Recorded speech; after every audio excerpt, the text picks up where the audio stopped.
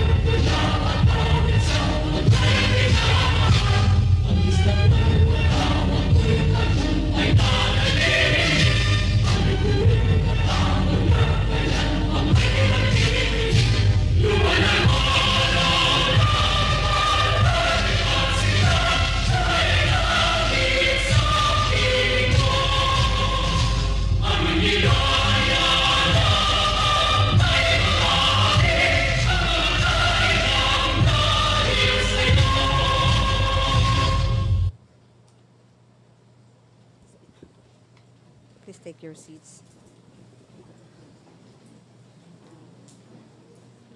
This week is National Science and Technology Week, and we are very happy that PCHRD has organized through the Metro Manila Health Research Development Consortium today's forum on mental health.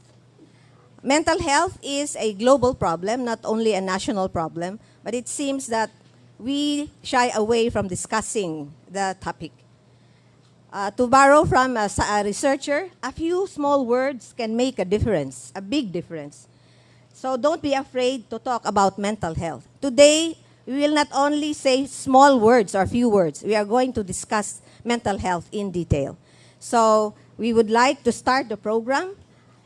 We would like to welcome the Executive Director of PCHRD, the Philippine Council for Health Research and Development, to give us the welcome remarks, Dr. Jaime C. Montoya.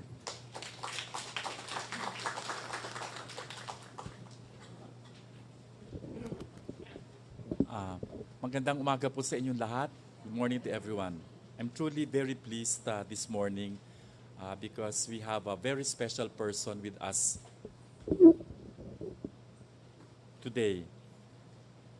The Senator of the Republic of the Philippines, Honorable Ana Teresa Hontiveros Baraquiel, University of the Philippines, Manila Vice Chancellor Dr. Eva Maria Puchonco de la Paz, our distinguished speakers, distinguished guests, colleagues in the government and the private sector, ladies and gentlemen.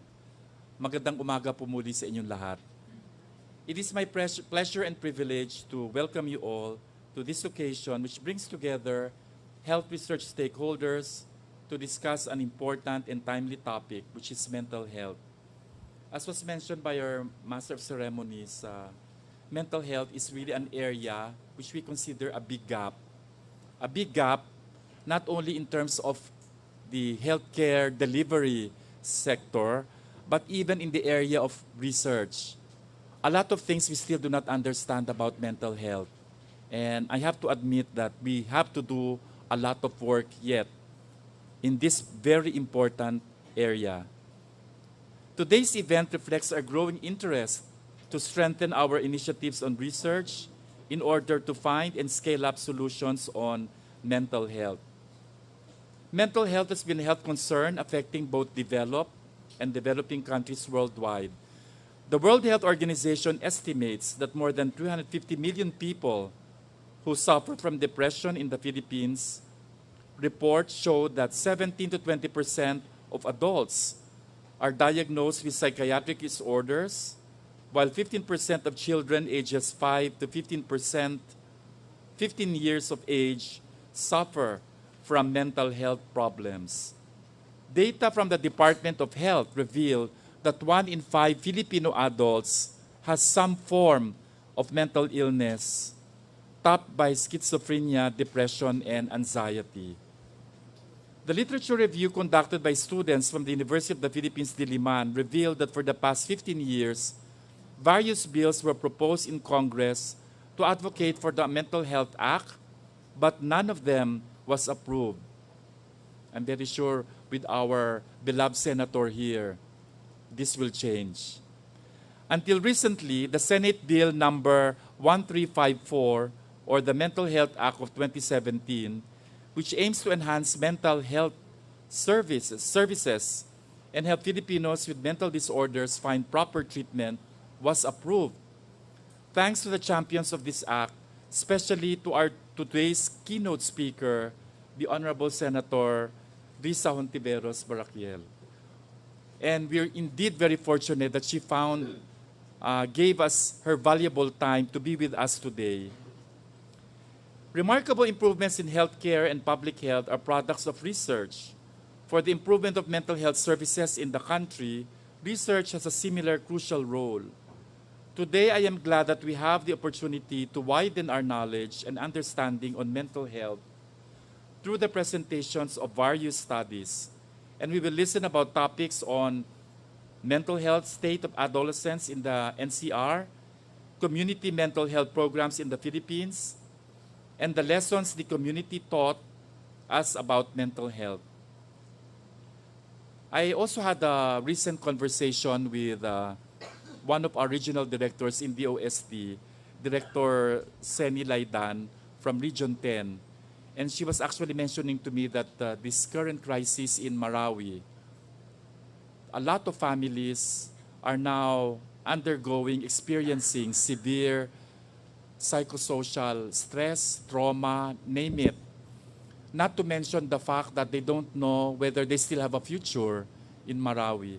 And in fact, she specifically requested that ano ba ang pwede natin gawin para matulungan yung ating mga kapatid sa Marawi. And immediately I told her that, you know, we actually supported the psychosocial support training, which was led by one of our speakers, together with Dr. Ignacio. Dr. Tronco knows about that. Maybe we can activate that and maybe have some of our experts, our psychosocial workers, support groups, provide this valuable assistance to our brothers and sisters who are very much affected psychologically because of the events in Marawi. It is my hope that today's event will strengthen public awareness on mental health. Let this forum be our venue to be more educated and more aware on the nature of mental health and the importance of addressing the growing number of people diagnosed with mental illness. You know, there is still this stigma attached to mental health. You know, in fact, I was telling some people a few weeks back that, you know, we have this stigma about mental health. We have to destigmatize it by saying that actually all of us experience some form of mental problems. No, on a day-to-day existence, diba? You undergo stress, mental stress, which if you are, you know, not that stable, I mean, that prepared, you may actually be pushed, no, overboard. So definitely we're experiencing some form of mental stress on a day-to-day basis. So we need to appreciate really the value and importance of mental health. Let this event stimulate actions from all of us to come up with more researches on mental health and ultimately promote mental health in our country. I'd like to congratulate the organizers of this forum, particularly the Metro Manila Health Science Community, Health Research and Development Community, and every one of you who are present today. All of you are, I think, our partners in this advocacy. I wish all of you a stimulating and productive conference. Again, let's look forward to a very productive morning. Magandang umaga po muli sa inyong lahat.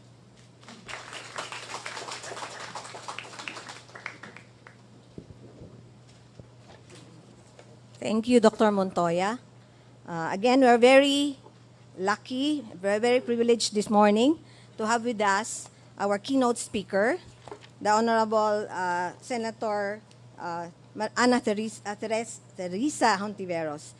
I would like to apologize. I have my intro only based from what I gathered from the internet. But interestingly, we know that Senator Hontiveros Baraquiel is a Filipina socialist, activist, and journalist. I found one interesting information, though. She was part of the Von Trapp Children in the Repertory Philippine adaptation of The Sound of Music, together with Lea Salonga, Monique Wilson, and Raymond Lauchenko. She sings very well. While still in high school, she was already an activist and even organized and campaigned against as early the Bataan nuclear power plant. And she graduated with the degree of Social Sciences from Ateneo de Manila University, cum laude. She was active then, even during her days at Ateneo, and participated in many advocacies, usually for peace and marginalized communities. I think her track record as representative of Akbayan in the House of Representatives of the Philippines from 2004 to 2010 is full of achievement. And today, she chairs many committees, the Philippine Senate Women, Family Relations, and Gender Equality Committee. And her platform is Activism for Equality and Justice for All. Senator Hontiveros is part of the coalition of Congresspersons and senators for the filed Senate bill or the anti-discrimination bill. But one of the highlights of her career, which is the topic of today's talk, is she authored the Senate Bill 1345 or the Philippine Mental Health Bill, which aims to create a mental health law for the Philippines and which was just filed on February 17, 2017 and passed by the Senate on May 2, 2017. So it's a very new bill, and we are very happy that the author herself is now our guest speaker, keynote speaker for today. Ladies and gentlemen, we are pleased to welcome Senator Hontiveros Barakel.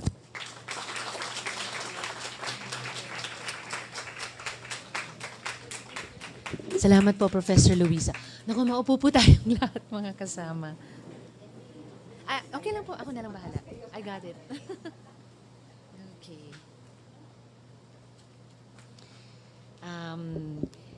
PCHRD Executive Director, Dr. Jaime C. Montoya, an old friend of mine. DLSU, not old chronologically, pinilit po akong ipaliwanag yon. Matagal na po kaming magkakakilala at saka kindred spirits.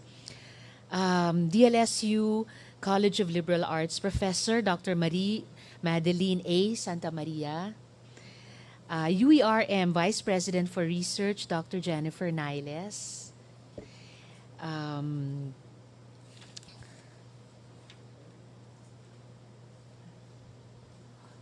Dr. Eva Maria Cotionco de la Paz, and Dr. Anselmo Toledo Tronco.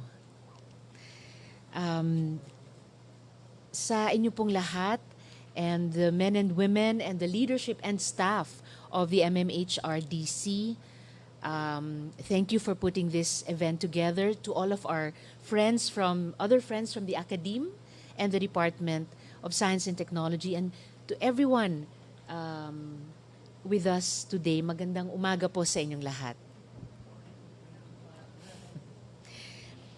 The deepest wounds are the ones we don't see. And very often, because we don't see them, we don't know how to approach them. In some cases, the injury is denied altogether. It's this specter of denial that haunts the landscape of mental health in our country. And this is despite very compelling evidence that the problem is real. Bago ako magpatuloy, papasalamat ako kay Dr. Jaime dun sa pagbanggit nila sa mental health needs ng ating mga kababayan sa Marawi at yung mga kalapit na lugar na pinaglikasan nila. I was in Iligan and Cagayan de Oro several weeks ago at sabi po talaga ng Department of Health ARM, Department of Health Region 10, yung Ranao Rescue Team na NGO partner namin doon na nag-relief at rescue operations out of Iligan but in Marawi. Siguro nababasa nyo yung convener nila si Samira Gutok Tumawis na napaka-active sa social media at nung ilang araw lang nakalipas ay nag-post ng article na losing one's mind over Marawi. At yung mga kababaihan dun sa Monira Evacuation Center, sabi po nilang lahat, bukod doon sa wash, priority needs nila, nutrition, at saka hygiene promotion, mental health talaga. Isa sa top identified needs at areas of problems nila sa ngayon. Habang umiiral pa rin yung armadong labanan at syempre yung batas militar at saka suspension of the privilege of the writ mula Marawi hanggang sa buong Mindanao. Most of us here already know the data about mental health in particular. The suicide rate in the country is at around 2.5 deaths for every 100,000 individuals in men and 1.7 for women. As Dr. Jaime said, 1 in 5 adult Filipinos suffers from mental or psychiatric disorders, resulting in an average of 88 reported cases of mental illness per 100,000 Filipinos. of the 1.4 million Filipinos with disabilities, 200,000 have been found to have a mental disability. This information comes courtesy of the 2010 National Health Census. So even from 7 long years ago, the cry for help is clear. But the resources the country has at its disposal to answer this cry fully fall woefully short. As of 3 years ago, only 490 psychiatrists stand ready to help those struggling with mental illness in our population of about 102 million. Kung hindi pa mas-stress yung ating mga psychiatrists, hindi ko na alam kung ano. And after numerous attempts in the past, we still don't have a comprehensive national mental health law. As far back as 2007, a decade ago, the World Health Organization recognized this as well. Their report at that time said that the country spends about 5% of the total health budget on mental health, and substantial portions of it are spent on the operation and maintenance of mental hospitals. Clearly then, dear friends, we need legislation that appropriates the right amount of funding, provides more than adequate training, and helps remove, as again Dr. Jaime said earlier, remove the long-standing stigma surrounding the reality of mental health in our country. And this is what Senate Bill 1354, or the Mental Health Act, aims to do. Among many other things, it ensures that people suffering from mental health concerns are free from social, economic, and political discrimination and stigmatization, whether in the private or public setting. That they have a right to informed consent before receiving treatment, as well as legal representation. It mandates that at the community level, basic mental health services shall be made available to all local government units. It also mandates that community resilience and psychosocial well-being training be provided and in all the barangays, especially before, during, and after natural or man-made disasters. Training and capacity building for our selfless health workers, health service providers, and professionals shall also be provided. And, of course, we recognize that the approach must not stop there. Education as a whole, education too, is crucial. The bill mandates that psychiatry and neurology will be required subjects in all medical and allied health courses, even up to the graduate level. Age-appropriate content regarding mental health will also be included in the curriculum at all educational levels. In the realm of the private sector, employers will be asked to develop appropriate programs and policies on mental health, which are designed to provide support for individuals at risk and ensure that access to mental health support and treatment is made readily available. And in order to ensure that we keep in step with the changing health landscape, research will be conducted on all fronts in collaboration with academe, psychiatric, neurologic, and related associations, as well as non-government organizations. This is a bill whose time is long overdue. Totoo po, gaya ng sinabi ni Professor Luisa, sa loob ng ilang buwan na ipasa namin on third and final reading sa Senado. Pero ngayong 17th Congress lang po yan. To give due credit to the mental health professionals and your fellow mental health advocates, you have been pushing for this bill for more than a decade already. Kaya ito po ay isang matamis na tagumpay ninyo at nating lahat. This is a bill whose time is long overdue, and as we wait for the counterpart version in the House of Representatives to also, hari nawa, be passed on third and final reading, pero mukha namang may pag-asa tayo noon dahil yung mga advocates doon ay engaged sa House, mismo sa technical working group nila para maipasa din ang kanilang version. While we wait, it's my fervent hope that this measure finds support with you today, because those who have been suffering from mental health conditions have suffered long enough. Recently, there's been feedback of poor service or about poor service from the suicide hotline prevention hope line.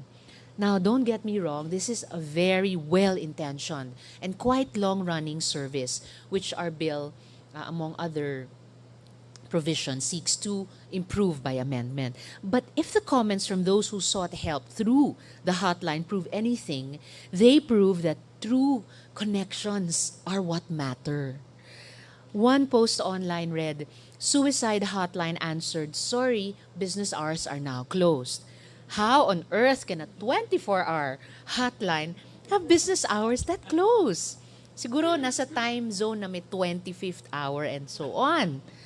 Another person online reported that after calling the helpline, her responder told her, "Sorry, nasa mass now ako ha, pero may ospital dyan na malapit." Siguro higit na makajos na tulungan agad ang kapwa, di ba?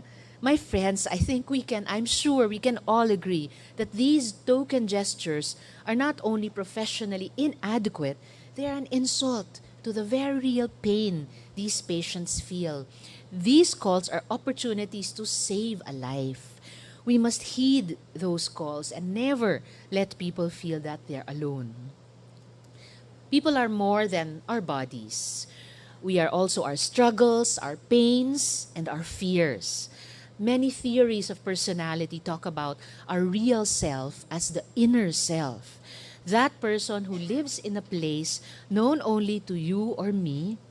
When we are away from the distractions of the world, when we confront who we truly are by ourselves, no social problem, health included, is ever solved by any single man, woman, or group of people, nor is it removed by using only one tool. The health of a nation belongs to all of us, and it will take all of us to ensure future generations that not only will this nation remain healthy, but that it will prosper, thrive, and find itself renewed. Maraming salamat po at mabuhay po tayong lahat.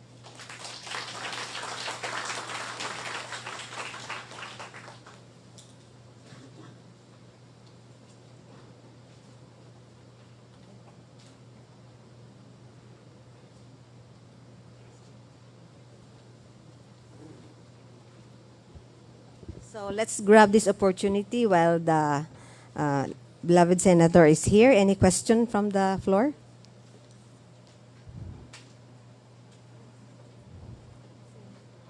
Okay, so Dr. Cotiongco, Dr. De La Paz. Senator, the psychiatrists, together with the DOH, the NIH, received a grant from a company, actually J&J, several years ago to develop the Philippine Health Information System.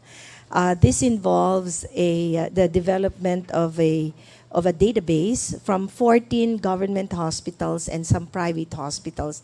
And I think it's a valuable resource to do research on this particular important issue. Is there, of course, the funding is already over. The stakeholders we've met regularly before, but now it's under the National Institutes of Health, the governance system, etc. But we cannot proceed, of course, without funding because we have to have people who man such an information system, which, again, as I mentioned, a valuable resource for moving forward many aspects of research on mental health. Is there any way po, Senator, that such type of information system can be funded by a grant from the government? Salamat po, Dr. M. Actually, sa isa o ilang buwan lamang, magsisimula ulit yung budget debates sa Senado. I'm sure na may proposals ang Department of Health dun sa kanilang proposed budget. And following on yung reception ng Senate o ng buong Kongreso sa proposed budget ng DOH last year, I'm sure na we will look very kindly on and act positively on such proposals. Pero, syempre, yung proposed budget, proposal pa lang, i-debate pa namin sa Senado. I would welcome advice on how to more, hindi na namin pwedeng dagdagan yan, pwede lang naming within certain limits properly i-amend para yung spending na gagawin ng Department of Health as the lead agency, even in the governance pillar of a universal healthcare system, ayon sa World Health Organization template, will be spent in more focused ways for more focused targets, lalo na dun sa particular concern natin ngayong umaga na mental health.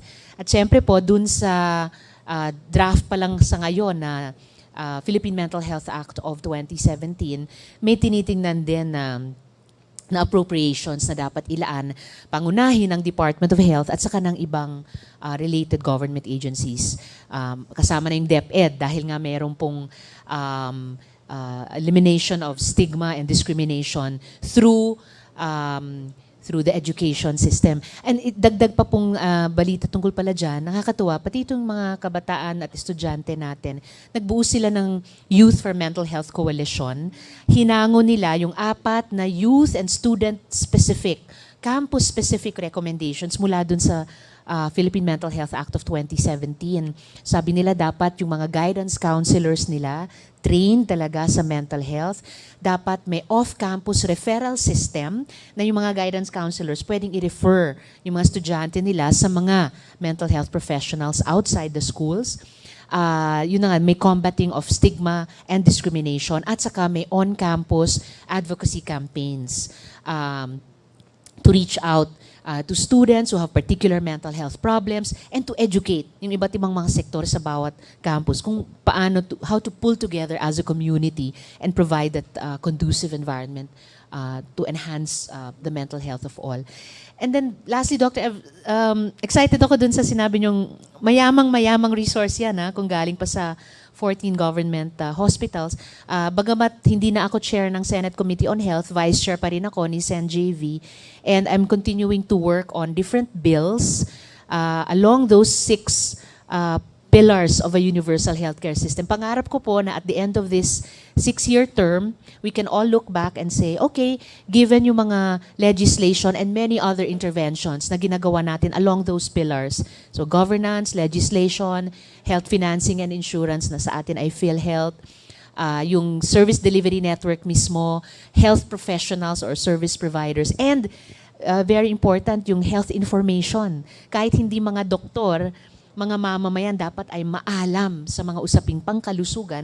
Hope, ang pangarap ko, by 2022, we will look back and say, okay, dahil sa lahat nitong mga pinagtutulungang interventions natin, we are 40, 50, 60% on the road to establishing a Philippine universal healthcare system. So I would really love to learn kung paano, hindi lang ako, pero ibang legislators and other stakeholders outside the PHIS can partner with the information system, can also use that information to inform our policy making at tapos yung iba pang mga gawain ng iba't ibang sectors. When can we set an appointment? Next week, mag-set na po. Mag-set na po tayo for sometime soon kasi magre-resume naman na po kami ng session by 4th Monday of July, the 24th. So, moving on from there, set po tayo. Salamat. Thank you po. I'd just like to inform the Senator and of course everyone that one of the things we already started is we already met with the leadership of the stakeholders in mental health, the Philippine Psychiatric Association, because we wanted to develop a national mental health research agenda. Kasi hindi naman dahil tayo gusto nating gumawa ng research on health, kahit ano na lang gagawin natin. It has to be something that is really relevant, na immediate ang impact.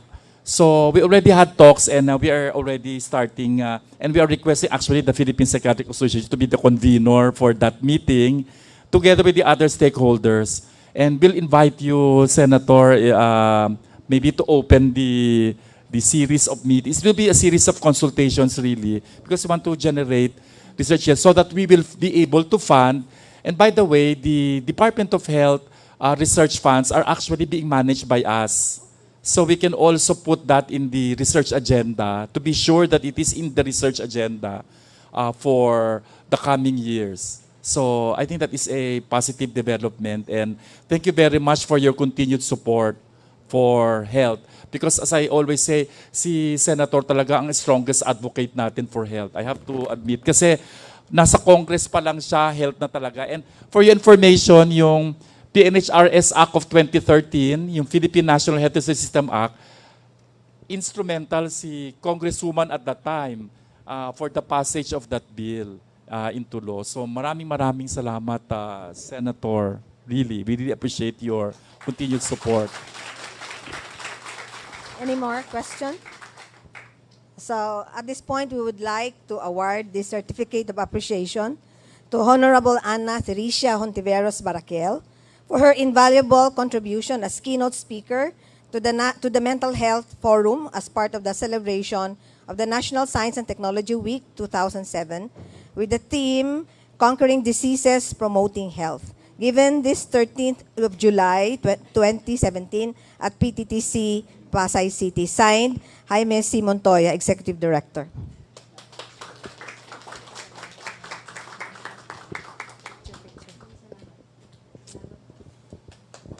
Can we have your picture?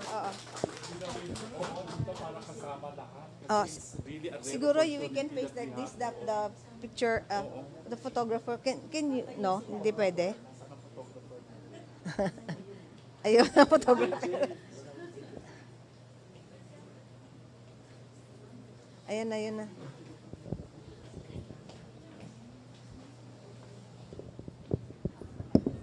So we will face there. Tapos ano na lang. So upo na lang dito.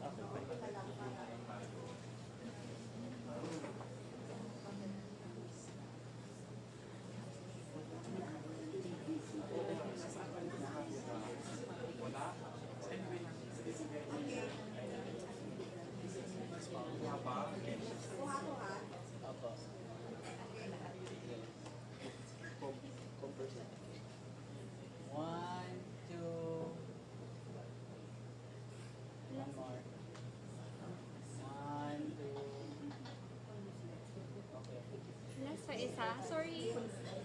Last pa isa. 1, 2, 3. Thank you.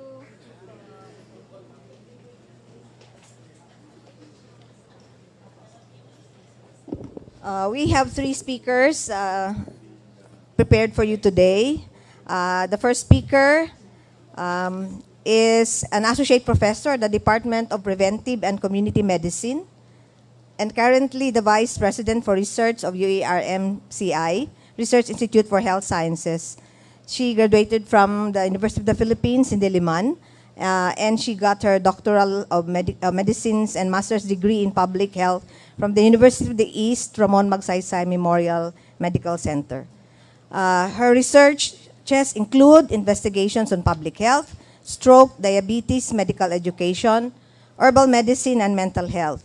She just completed a research on adolescent lifestyle behavior with WHO collaborating centers in Asia. She is currently working on a number of researches, and I'm happy to tell you that she's going to share with us very new data of her research on adolescents' mental health in Metro Manila. Please welcome Dr. Jennifer M. Niles.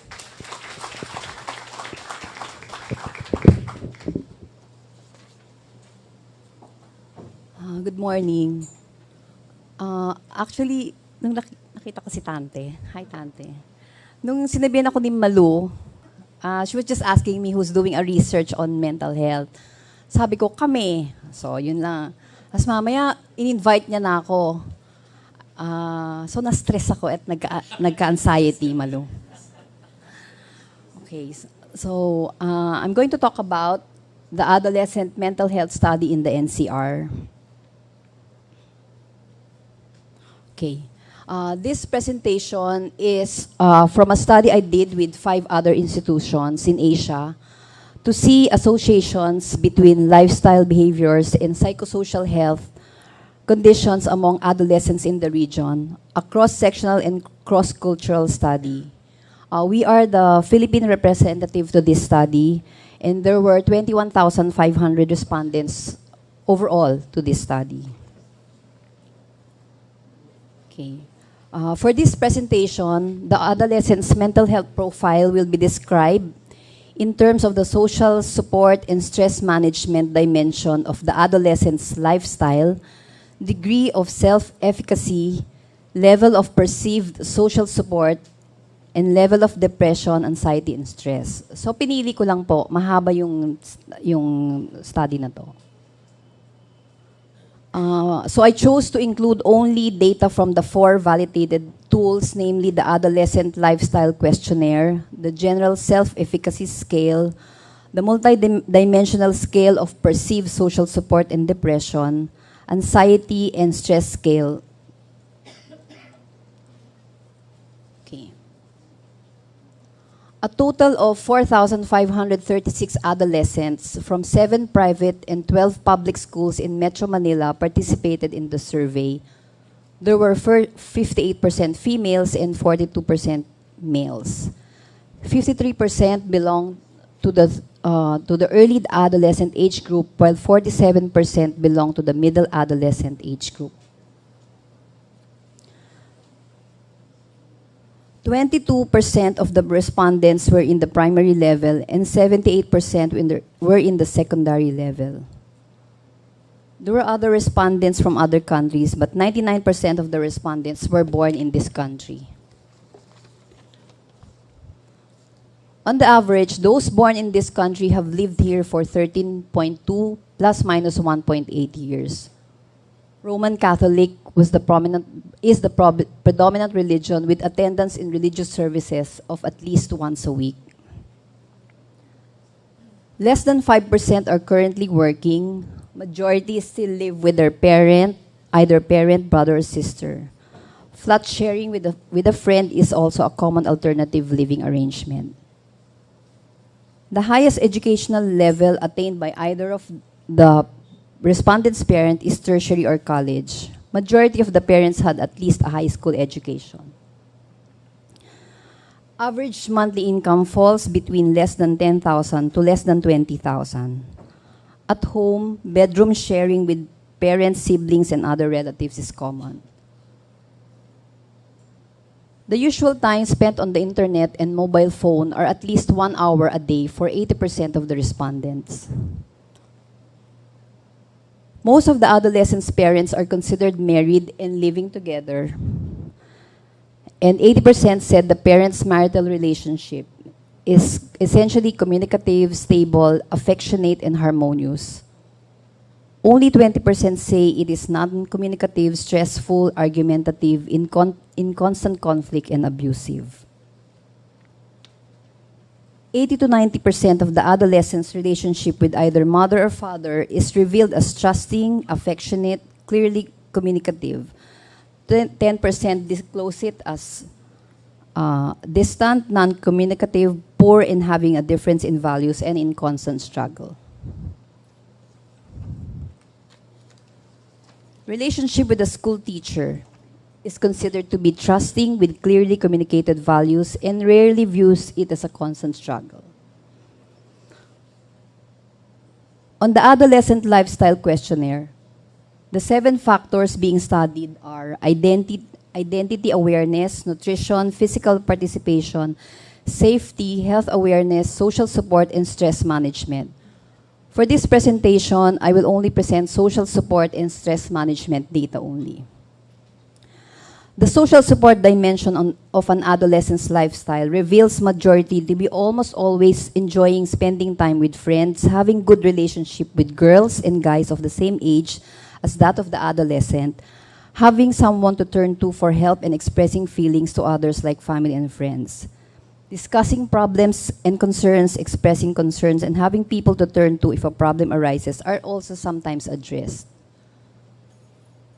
In managing stress, the adolescents almost always use prayer or spiritual beliefs and sometimes exercises, talking to friends about the stress and using helpful strategies to deal with it.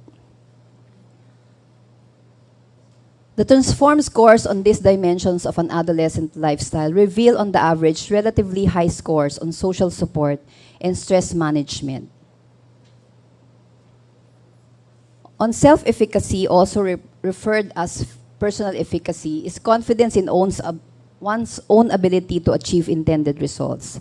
Based on an arbitrary median cutoff score of 2.8 derived from the sample responses, 51.5% or half of the adolescents perceive themselves to be highly capable in coping with stressful life events.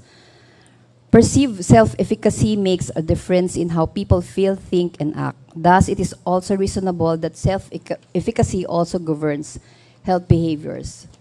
Self-efficacy predicts intentions to engage in a healthy lifestyle.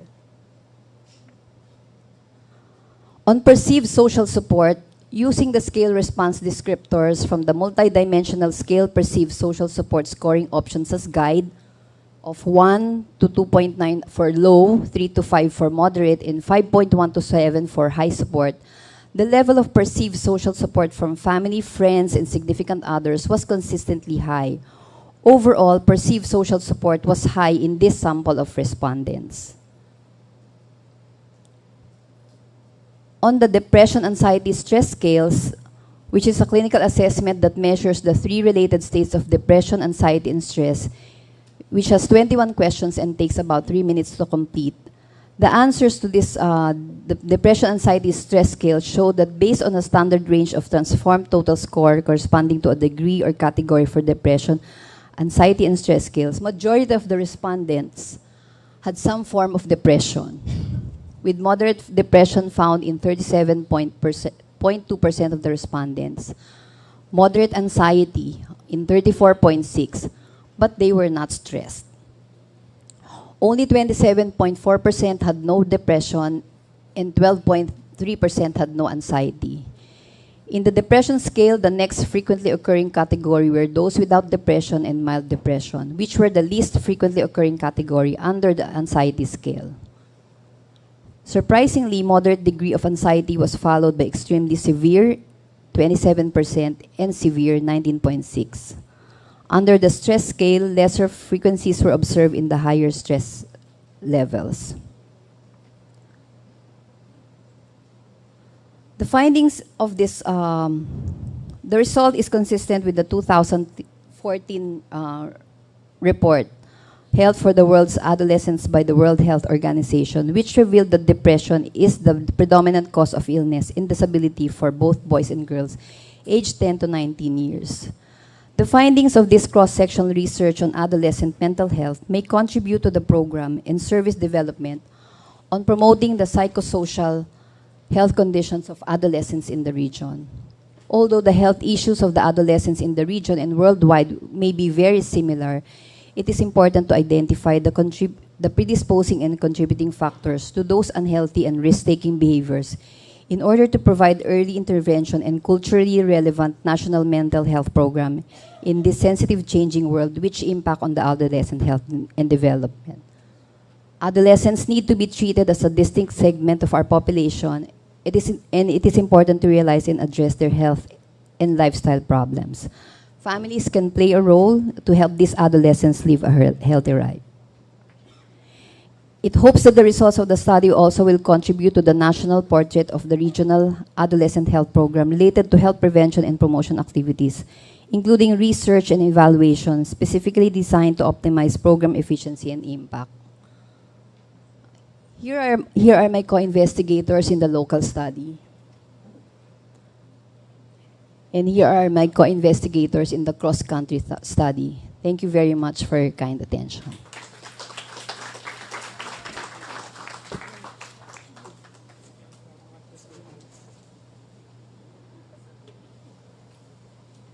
Thank you, Dr. Niles, for presenting those very detailed data of your study.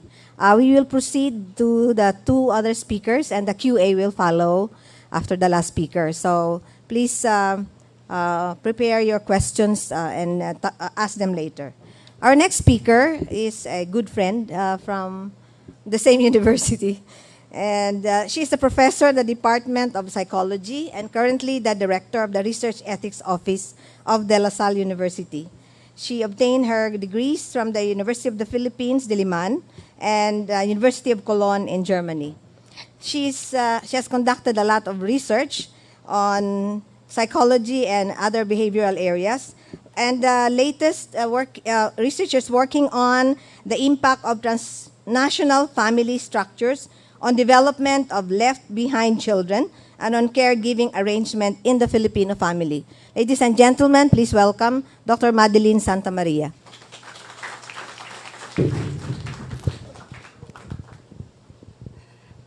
No, I'm more comfortable not in front of a podium.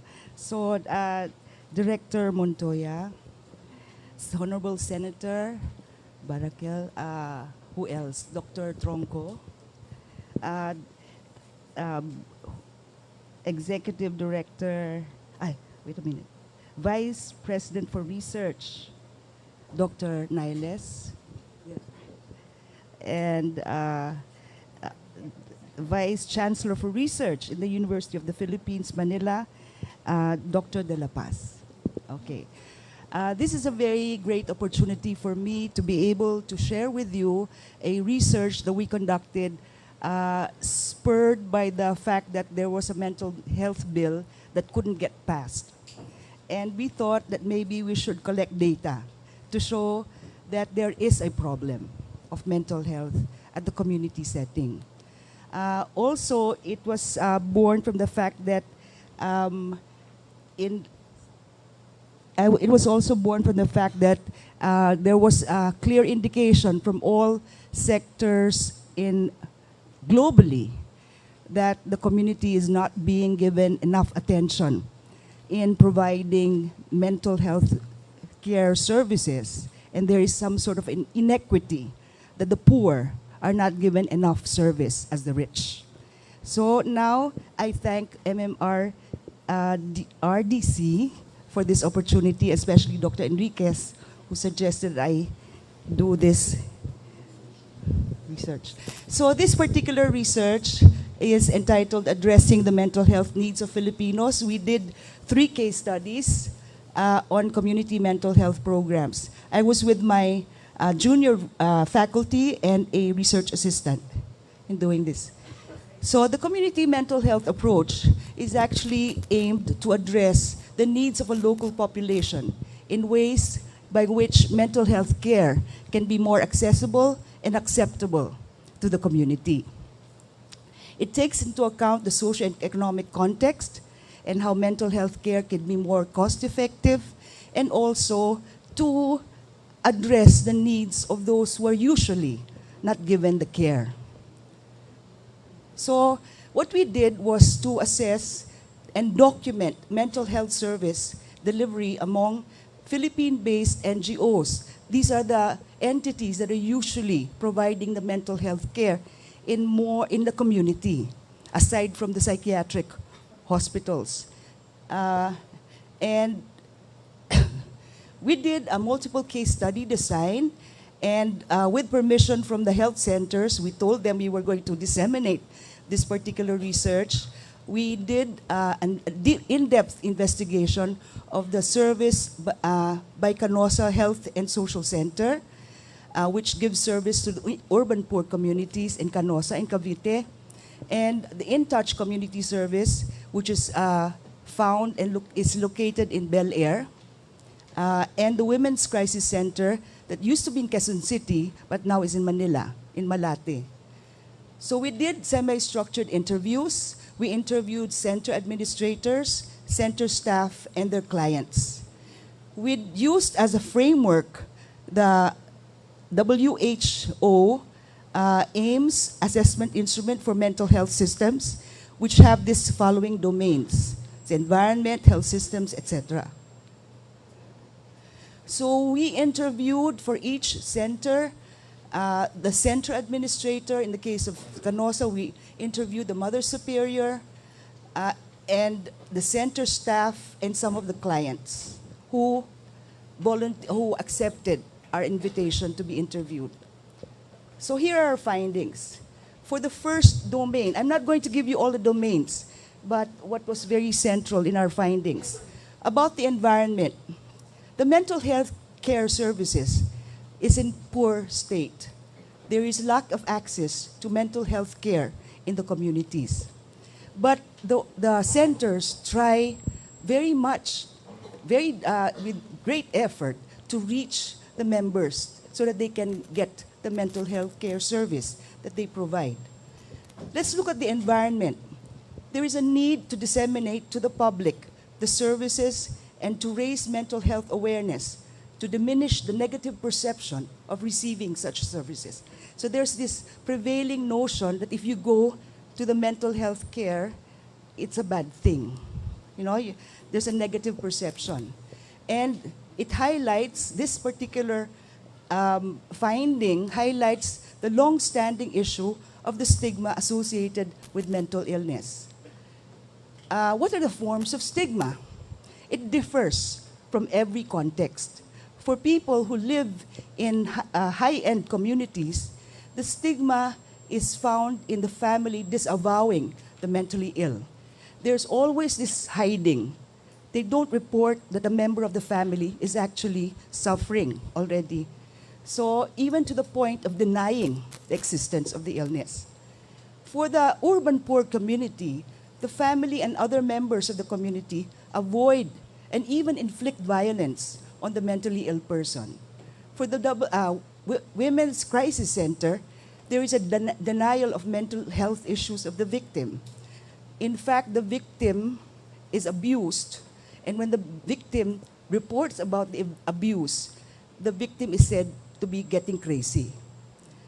So that's the stigma is placed. It's very interesting because there is the stigma is placed on a person who's suffering, even if there's no suffering that's actually going on, just so that the person can be peripheralized. So this is until there is physical violence. How is stigma addressed in these centers? They conduct activities that serve to raise awareness about mental illness. So if you look at the ITSCS activities, they go from every possible venue to talk about mental illness and mental health. Okay, they go to schools. Canosa, the families are enjoined to be partners in addressing mental health issues in the community. In the Women's Crisis Center, there's an advocacy for the rights of the abused. Okay, Domain 2, the health system. Clients have access to other primary health care providers and psychiatric health care facilities within their respective community areas.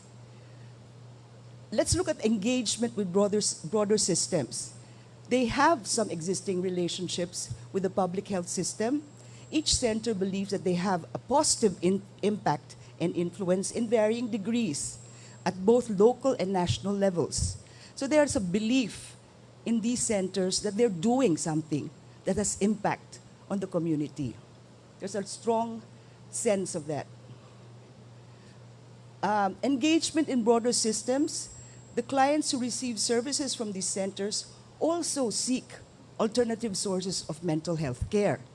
So there's a simultaneous seeking aside from what they get from the centers, either before, during, and after. It's a very interesting phenomenon. Why do they still have to seek other ways of getting mental health care? None of the centers has a formal policy about these kinds of relationships with other healthcare providers. So it is up to the client, to the one who's mentally, suffering, to look for the other areas of care. Okay, so we talk about pathways to care. This is generally focused on the points of intervention and integration of culturally different carers. And these pathways that the client goes through is actually indicative of what they think mental health is. So for example, in Canosa, they typically start with seeking treatment with faith healers. So it is very interesting because this indicates a kind of understanding of what mental health is all about, what mental illness is all about, what mental health care is all about. So they first go, the families bring them to the faith healers. So we've interviewed the family members. Tinatanong namin, bakit ho sa faith healer muna? Parang ganun lang talaga eh. And when do you start going to Canosa?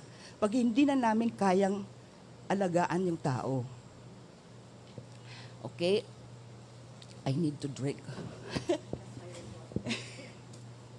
So, ang ITCS, the initial consultations are with the priests, with spiritual advisors. Again, what is this indicative of? It's indicative of their understanding of mental health. So it's very interesting to think about that. And this is how mental health care is all about. Okay? So WCC, for example, they seek help first from their social workers. So if you look at this, they don't go straight to the mental health NGO. And it's very interesting to find out what this path is all about. What's going on with their understanding. It changes as they proceed from one healthcare worker, a healthcare pathway, to another. Yeah, so very interesting. So let's look at the program history. Each center addressed the gap in the mental health care available in their respective communities that cater to the needs. And in the program history, we found that the one who initiates the healthcare program, mental health care program, have been suffering or was influenced by the healthcare needs that they themselves sometimes needed. So it happened in ITCS, it happens in the Women's Crisis Center. In Canosa, however, the sisters saw that there were mental health cases all around them. Their descriptions were very vivid, in fact. Let's look at the program conceptual framework. They usually handled individual cases, but they also cater to family needs or engaging the family in dealing with the individual cases. But they never involve the family or the individual in their decision making. How to cure, how to there is no formal evaluation system in the centers. They don't evaluate the impact of their treatment. Client population, very interestingly, of course, the In-Touch community service clients come from the middle to upper socioeconomic classes who are able to afford the service fees. The Canosa services are given to the urban poor who don't have the resources to pay for their needs. So there's a lot of stories here that I'm not tackling in this presentation. The Women's Crisis Center provides services to abused women. Why I don't? Oh no. Okay. I thought it got lost. So here are the main findings. Generally, there is a lack of both financial and human resources which are needed to sustain the mental health programs at the community. The recommendation we give is to increase public awareness, especially in government institutions, of the effectiveness of addressing mental health service and inequity, and the lack of accessibility from community mental health approach. Non-government mental health service providers face issues of sustainability in their attempt to fill the gaps of existing governmental infrastructures of mental health care. So there are gaps in the government infrastructure for mental health care, and mental health services in the community are best sustained when the center's functions remain connected to the healthcare system of the government.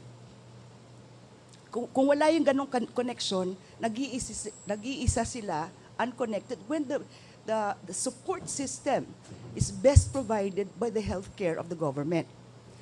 So recommendations, partnerships between NGOs and the government at its local levels seem to be the best way by which these gaps in mental health service infrastructure can be addressed.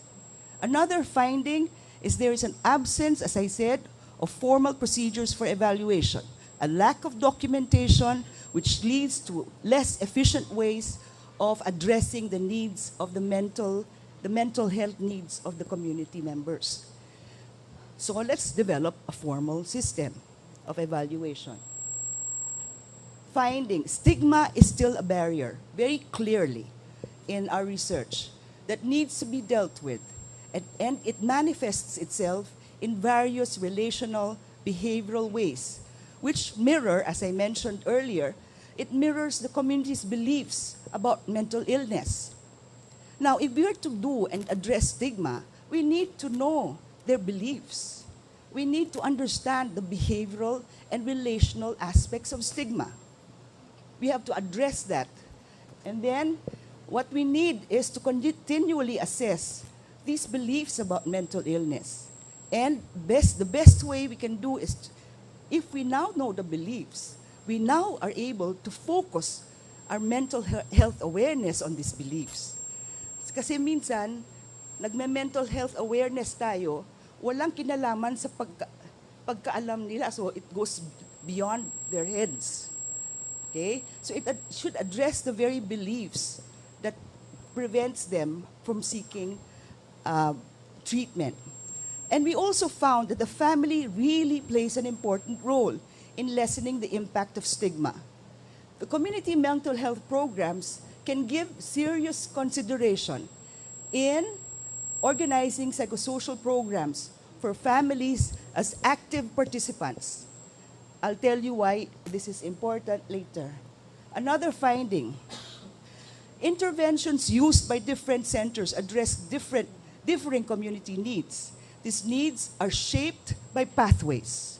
So pagdating sa kanila, iba na yung understanding nila ng mental health. Kasi dumaan na yan ng faith healer. Dumaan na yan sa pare. Bakit kaya? What happens to them in their understanding? So the pathways to care for each center are shaped by the community mental's beliefs and practice that are changing as it goes through the pathways. So our recommendations are to continually assess the community's beliefs about mental illness. What are their pathways to care? At what points at which mental health care interventions can be made available? So, halimbawa sa Canosa, the patients, the clients, go to the psychiatrist with, like the psychiatrist is giving us in their interview, with medicines that they would normally prescribe, but was prescribed by the faith healer. So the faith healer is giving them psychiatric medicines. And the faith healer explains the medication in a different way. So nagkakaroon epekto. Pero iba yung understanding niya ng epekto. Faith healing, So, conclusions. Support needed by centers at the local level.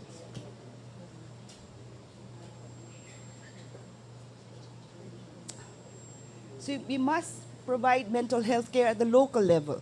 So mental health legislation can help in enhancing awareness about and provisions for mental health care. Issues faced by the centers relating to sustainability. Lack of documentation, insufficient funding, manpower. Ang mga centers sa Canosa, halimbawa, purely devotion and commitment by the volunteers. And I asked them, what is this commitment all about? I cannot leave them alone. Ganon yung volunteerism, spirit of volunteerism. So, some caveats though, to transitioning from institutions to communities. There is, according to GROB in 2016, we have to know that, because we're going to get the same mistakes of the 1960s community mental health approach in the United States. We have to know that there is a disconnection between ideology. It's a good thing to think about, but reality. There are assumptions in the ideology. One, families are willing and are capable of assuming responsibility. So after the hospital, you bring them back to the community and bring them back to their families. But are the families willing to take them back? Are the families capable of taking care of them? Patients' care would not bring hardship to the family. Mental health professionals, especially psychiatrists, are willing to devote are willing to devote their services to community centers. Will you be able to volunteer? Ganon. Okay. There will be coordination for mental health care among government agencies. Walang coordination ngayon. And there was no coordination in the 1960s in the United States. So it failed. So what we do to bridge the divide? Address the mental health stigma. Further research should be devoted to the nature and components of stigma inside the Philippine culture, in Philippine communities, where the health is being provided, service is being provided. Facilitate treatment through the identification of pathways to care. Research is needed to determine what points reveal about what mental health how mental health is defined and how disorder is explained. Because we need to go inside the minds of these people. They're seeking for help. And they're looking for ways of helping. And that's based on their understanding of mental health. Okay, so, and lastly, the knowledge of the nature of behavioral, cognitive, and relational dimensions of stigma and the pathways to care can be integrated in the development of an effective mental health care from a community-based approach. Thank you, and now you will have the greatest lecture in the world. Thank you for that. I was just wondering, we are the same age and you need water when you talk. Ay, sorry.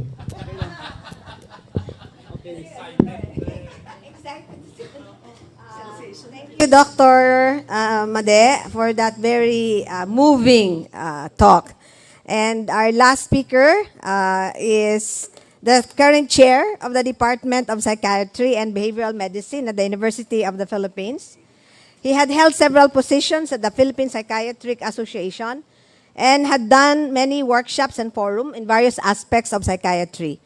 From his residency to his current post, Dr. Tronco has focused his work on wellness program, training psychiatry residents, and medical education in the school system. He is the author of the mental health book entitled Transforming Lives, Mental Health Care of the Community, which was published by the Philippine Psychiatric Association in 2016. Okay, let's now all welcome Dr. Anselmo Toledo Tronco.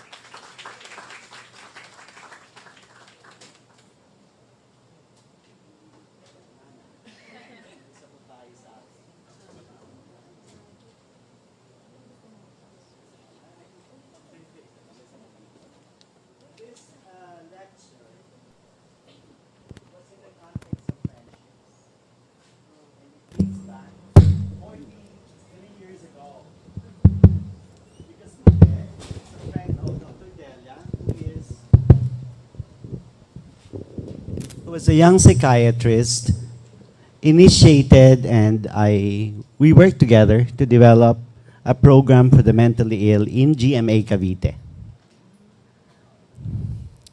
And so, between last month and today, 2 meetings over dinner in Cavite in my house. So this lecture is actually composed of 2 parts. The first part was born out of the need of a group of students in UP, Mu Sigma Phi, who wanted someone to talk about the best practice in community mental health. And the second part is asking the issue, and that was the focus of our discussion with Dr. Santa Maria and Dr. Delia, what are the searchable issues on mental health? Now, if you listen to the 2 speakers, there was clarity in the methodology. In fact, there was time spent describing how the data was generated in a specific format, in a formal way, and results were drawn out of a framework. My presentation will not have an attention to how the data were gleaned. And therefore, the title of my paper is Stories of Triumph and Hope in Mental Health. Why is this so? I'm old enough, and I was in medical school in 1980, a year after the alma alta for mental health, was declared by World Health in the landmark paper called Strategies for Mental Health in Primary Healthcare. And for the past, since 1980, my passion for mental health and psychiatry has been such that I was basically very much involved in programs of the seniors, psychiatrists. So with great confidence, because I needed to talk, because I was chair of the Department of Psychiatry and the UP Music Mafia wanted me to talk about community mental health, I declared myself an expert and tell you today the principles of community mental health gleaned from my own experience in mental health in the community. So there is a caveat there.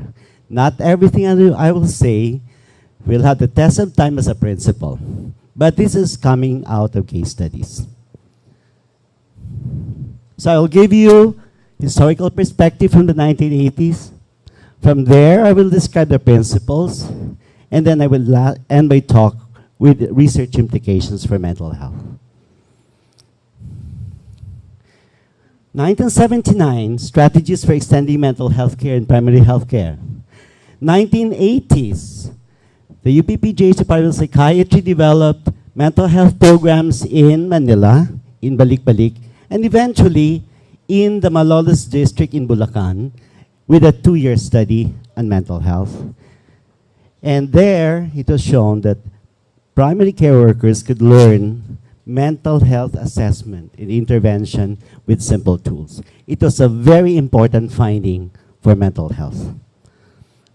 1986, when Cora Aquino became president,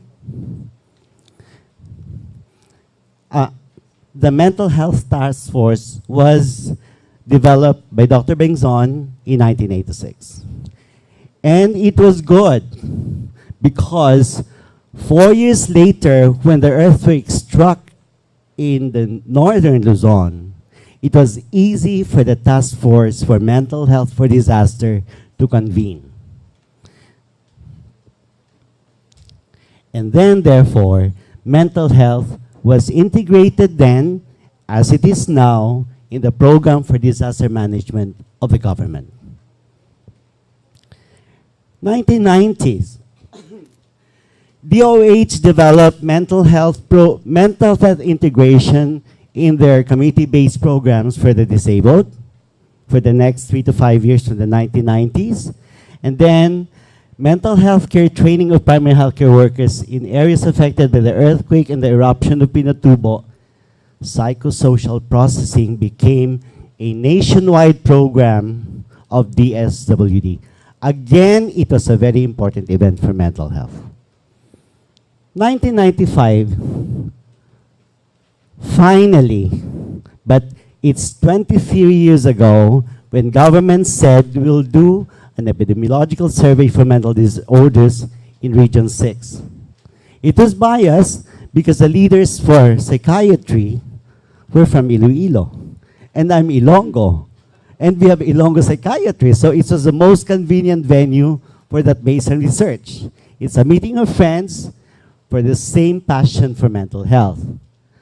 And there, it was found, community-based surveys, 6,000 subjects in the field of Iloilo, of the Region 6, 25% of the population would have some form of psychological problems that needed intervention. A big number of the people in the community. Late 1990s, because of the assertion that mental health of Dr. Bengzon, mental health became an integral part of primary health care. But again, it was very sporadic. 1998 to present, Dr. Delia started the program in Cavite, which, to my mind, the only program that has been going on for 20 years, from which lessons in the nurturance and sustainability of community mental health programs can be learned. I don't think there is any other program that we could say, these are the things that matter. 2010 to the present, many disasters came, and mental health was an integral part of the training program. And finally, which is the highlight, and that's why Senator Barakal is here, for the first time after a decade, the mental health bill was approved by the Senate. It's a very important time in the history of mental health in the Philippines. I'll just skip this. This is very biased from a doctor's point of view. What does it say? Don't look at please don't look at the slides anymore. Made said, understand the way people think, the way people feel, the way people behave when they take the bite of the health system. And then she said that the bite is not going to be in the formal healthcare system. The bite is on social workers, priests, and faith healers. No doctor, no nurse as a first bite. This health system theory highlights the importance that beyond the patient we see in front of us is the thinking and the believing and the relating and the feeling that determines the pathways to care. Even if the formal healthcare systems are available, if the belief system does not make them access that care, nothing will happen. We have the best medicine for the psychotic patients. How come we still see people in the streets of Manila? We know medications work, but how come the mentally ill in the US remains to be in the subways of New York? There must be something in the system that has to be understood, which I will describe later in my implications for research. A short talk, it could have been a very long discussion on this, and I didn't want to bore you. Oh, pinatayan na ako. Ayan. Number one, Made, focus on Sigma. My take is mental health awareness. Let me tell you the story about the man in the health center in Bulacan, where I helped Dr. Ignacio on her research. We're working with the community health workers for more than a year, teaching them how to identify simple problems in mental health, and teaching them what to do. Every 2 weeks we were there.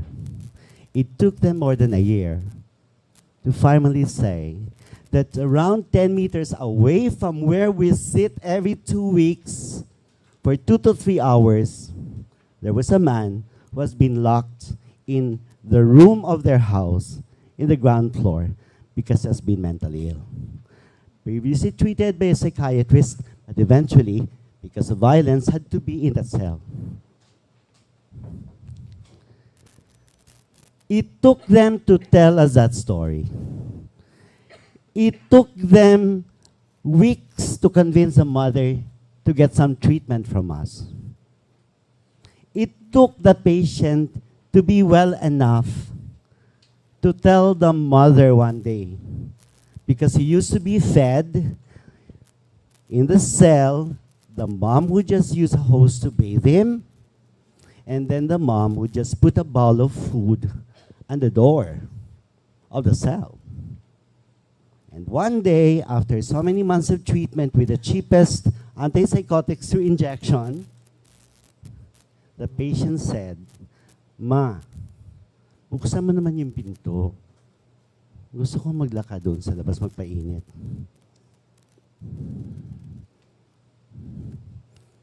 If you are a health worker, your heart won't be tugged. What better way to communicate? Psychiatric medications work. It's very simple to give, and there is an improvement from out of the cell into the light. What is a better way to tell the community that mental health is treatable? Number 2, create a relationship with the stakeholders of mental health. My story is about I'll talk to you about the GMA Cavite experience because we spend a lot of time on that in our meetings. It started as an idea where people saw the need for the mentally ill. And he needed a psychiatrist who went beyond the limits of clinical care and considered himself to negotiate the ambiguous, uncharted nature of community mental health. A young graduate, sincere and honest enough to say, can we work together and go there to the families? At that time, there was some clarity in our mind that family interventions is a very important tool. So Dr. Delia, for the past 20 years he's been there, has actually developed a relationship that they accepted my way of describing it. A relationship is an engagement. You hatch that relationship. You nurture that relationship. You maintain that relationship.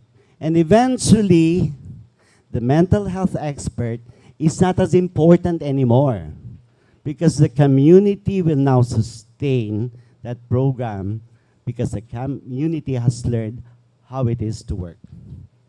So this is my take. There is no way you could get away without having a relationship with the community for mental health. 3, this is a very important process. In summary, it is about bring the community together, communicate a shared experience of difficulty, recognize a shared reaction to the problem, empathically validate the good stories of coping, and then help the group through the process of problem solving. This is what happened in Bulacan when, as a third-year resident, I just thought, they're mentally ill in the community. I'm there every 2 weeks. Why don't we sit down with family members and make them go through this process? There was not very clear interventions for family at that time. But I just felt that if we get these people to sit down and share stories, something good will come out of it because families of the mentally ill, they're probably far more able to handle stress than many of us without the mentally ill. Because it's a very uncharted illness. There are no signs, as the wounds that are deep cannot be seen and it's very difficult to deal with. That is what they have been dealing with. And what happened? Although this ended 7 years after, sorry, but it did end. The negotiation with the government did not work so well. But this group eventually, the entire community developed a program where they eventually learned how to grow goats. When government said it's a very good program. Government gave them money, the provincial government gave them support, and they developed a goat raising something. Yeah, but I don't know now what happened to that group. Principle 4. Dr. Made highlighted this. I'm very passionate about this. There is no way we will diminish how the families will be the most important ally in a Filipino community. That is the resource that is not yet gone. And that is the resource that is most expensive. But mental health will have to make sure that the families are involved even in the decision making for the mentally ill. Next slide. 5th principle, harness community resilience and mental health. If human beings are resilient, communities are also resilient. But do we know how resilient communities work? We don't know. As Made would put it, we need to find out these resilient communities. And then we'll find out what are the elements that comprise it so that we will know how to define, how to build resilient communities and people. This is a story about Real after the landslide, the storm in Real and Infanta.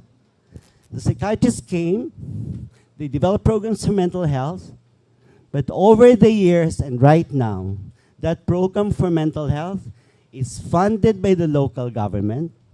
The local health workers maintain the care of the mentally ill, and the psychiatrists in the South Manila group go there as part of their advocacy to see patients, treat patients. Amazing for adults, children, and families. It's born out of advocacy of people who feel that they need to do something for that community. It's a beautiful success story.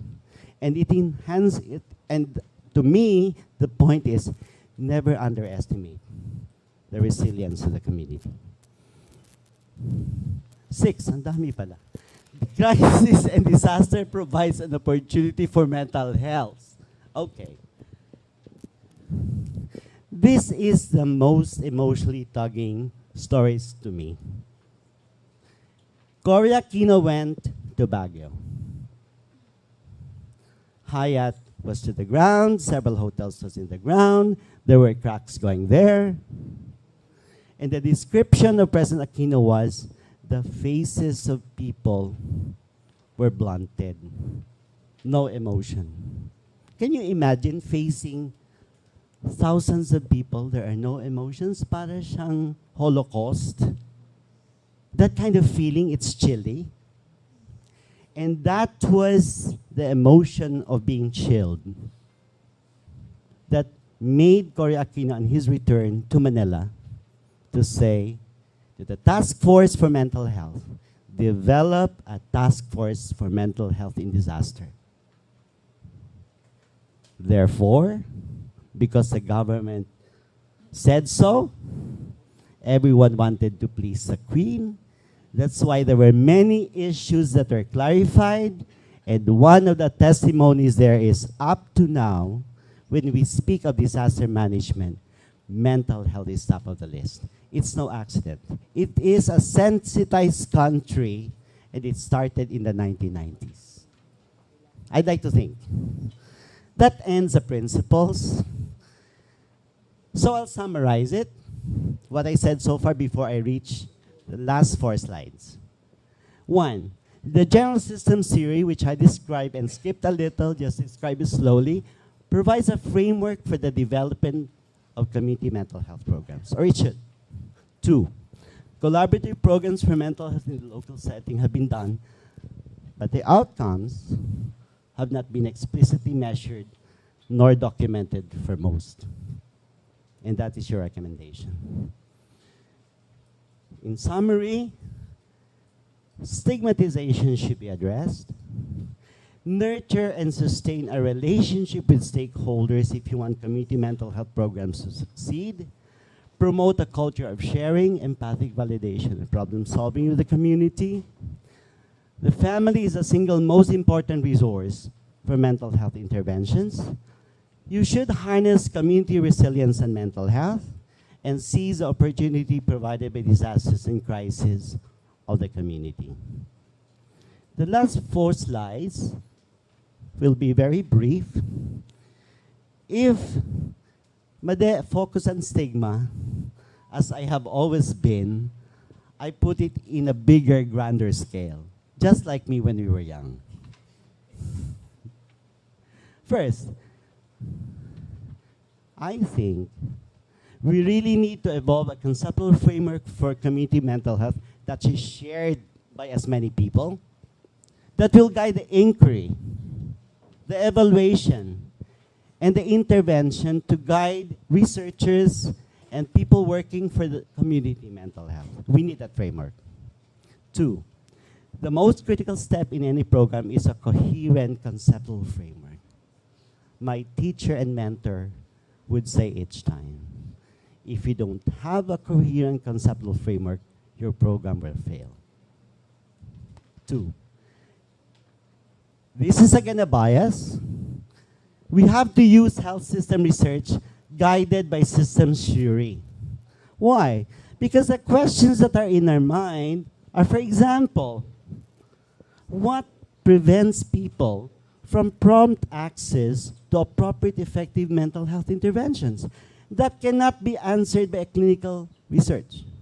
That can be answered by a health systems research that looks at the patient, his perceptions, her behavior, his relationships, in the context of a health system that provides the services, which has its own components of variables, the doctor variables, the incompetence or competence of the psychiatrist, the availability of the medications that work, or the kind of interventions that is shaped by a particular model that health person doing it. And then within that relationship is the context of the bigger macroscopic picture, the religiosity or religion, faith, economics, political, and the legal system. And unless we look at it from a health system's viewpoint, government will not be guided, because those research will give policy directions for the mental health bill. Find out the nature and extent of the problem on a national, provincial, barangay levels through epidemiological researches. There is no way we will use the basis of the program with the data that is 23 years old. There is no way that we will assume that because we have the national data or the regional data, that is the actual nature of the problem in that barangay, because the unit of analysis for program formulation will be at the level of a small community. 4, create and evaluate innovative programs in mental health that goes beyond the clinical care of the mentally ill. Psychiatrists who don't see patients only in their clinics, but in the field. Mindful that the strength and resilience of the family and community should be harnessed. As a way of ending my talk, promote wellness, promote wellness, promote wellness. Good day.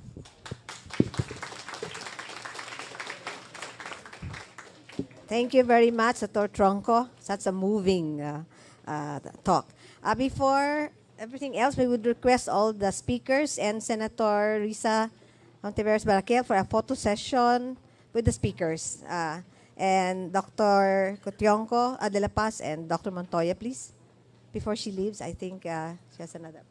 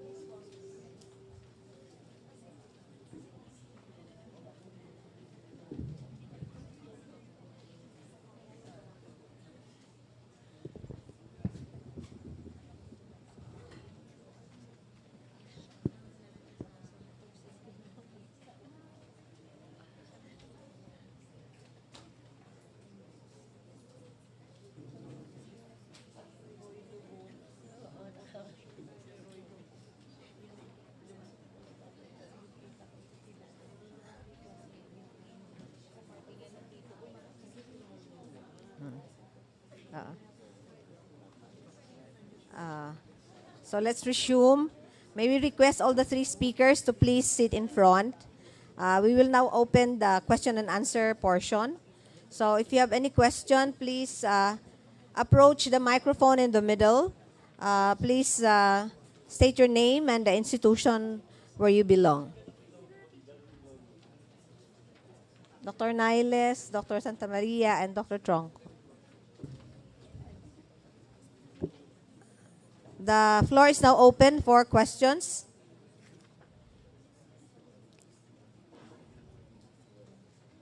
Ma'am, question.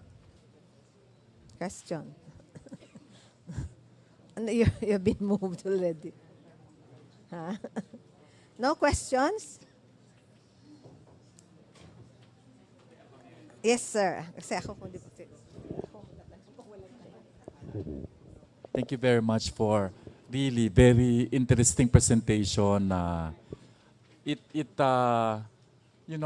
draws from not only from kasi yung very scientific na but really the whole person na-engage talaga by your talk. Anyway, na curious lang ako dun sa the family is the single resource for yung interventions sa mental health.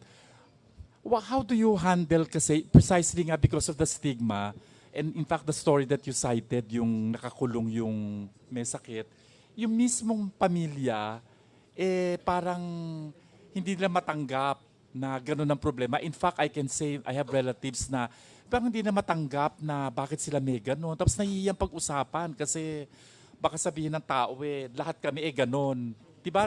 Minsan iniisip yung it runs in the family. Diba tayo meron siyang kapatid na siguro mga yan. Diba? I mean, let's face it, no? That's the way we think. Kaya talagang ayaw na pag-usapan. So kahit sila mismo, hindi nila matanggap, hindi nila talaga pinag-uusapan. How do you handle that? Kasi family na nga is pero yung family parang oo. So sila yung number one siguro na intervention nyo. No?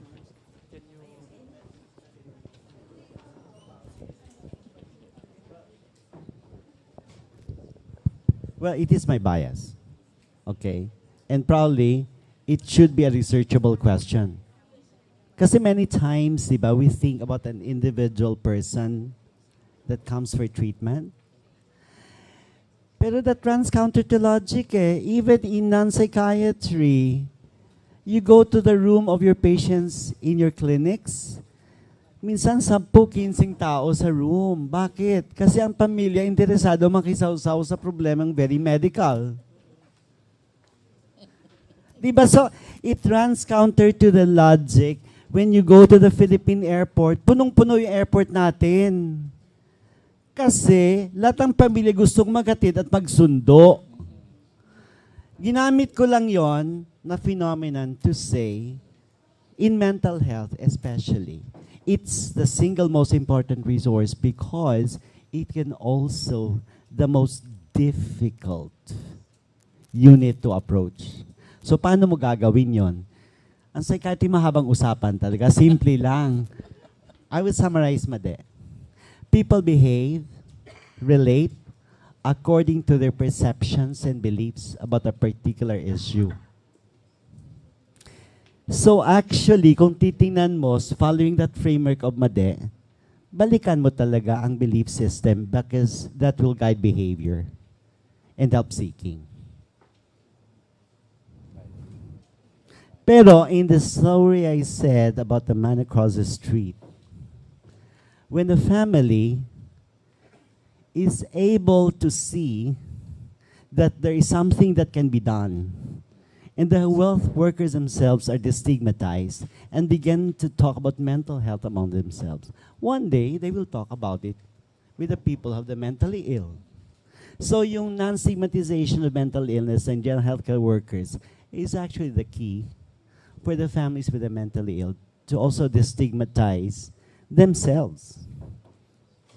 Kasi mauna, di ba, na destigmatize mo yung family muna kasi they're stigmatized. Pamilya ng may sakit yan sa isip Isn't that a very painful stigmatization? before you could even say that they stigmatize the mentally ill. So, tulad ng psychiatry, again, there is only one word that probably would be a psychiatric language really, is empathic validation. Validate the pain of being stigmatized, validate the pain of being isolated, validate the pain that you feel so alone in dealing with the mentally ill. So ganun siguro ang, did I answer the question? Yeah. In a circuitous way. See? We also learned that mental illness is also cultural. And if we take into account the kind of, the culture that we have, our belief system about our notion of who the self is, the self is not separated from our relationships. Kaya, yung family is also involved in the understanding of the self about illness, mental illness.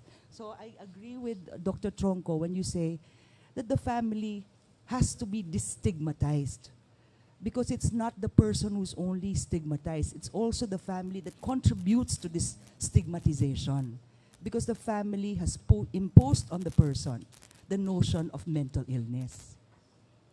Because he doesn't know and he doesn't understand the self as one individual being. He understands his self and experiences the self as a relationship. Yun ang ano natin bilang mga Pilipino. Kaya, pag nagkakaroon ng yung, kwento ni Nonet at ni Tante, pag nandun sila at nagkitreat ng ano, buong pamilya nandun. Nakikisawsaw, nakikinig. Kasi dadalhin nila yan sa kanilang notion about who we are as a family. And when they do that, they now influence the mental sufferer about who he is as a person. It cannot. Kaya importante yung pamilya. Now, I don't know exactly what to do, what kind of interventions. That's why I feel that we need more investigations. Question?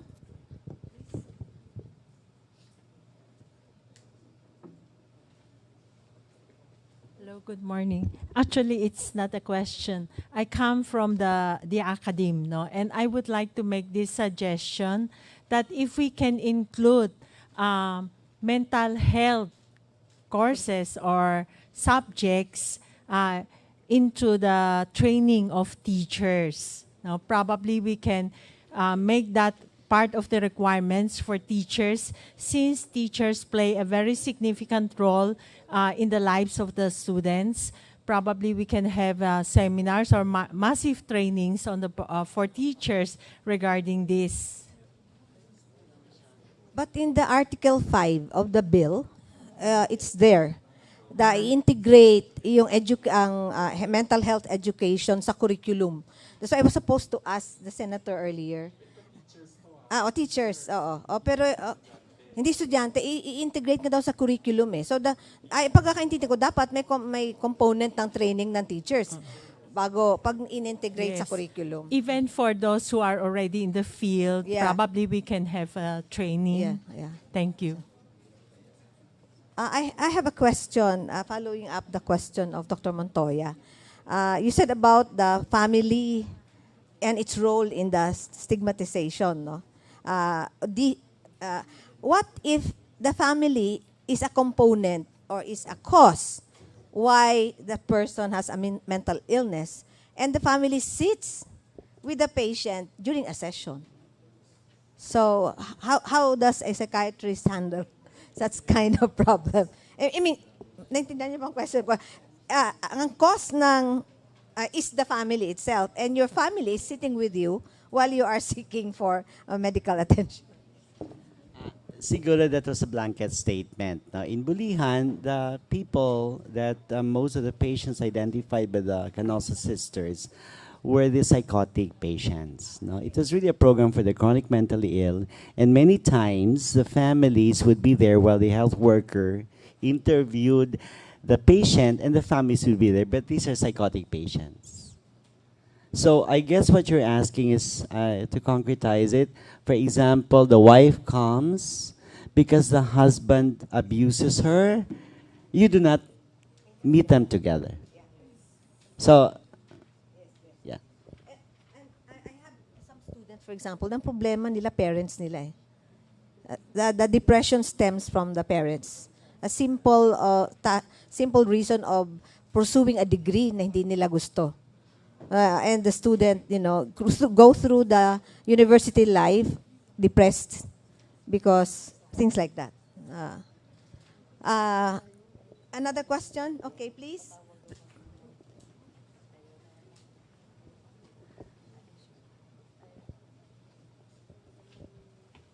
Hello, good morning, everyone. First of all, thank you for giving very good lectures and for allowing us to really be part of this forum, because it's really very relevant that mental health is something now that people are talking about. I would like to direct my question to Dr. Tronco, because he cited in the number 3 of his recommendations regarding doing epidemiological studies. I used to come from the Department of Health, and I know that the DOH already actually did 2 epidemiological studies on the prevalence of mental health. One was in Metro Manila, and the other one was a national survey. I would like to know if there are steps towards utilizing this information towards policy or programs, or if there are current support from I guess this is another question for Dr. Montoya in terms of, putting together either a follow-up study or a policy research to ensure that this data does not go unused or unutilized. I'm supposed to answer. If there is an Apo. Apo.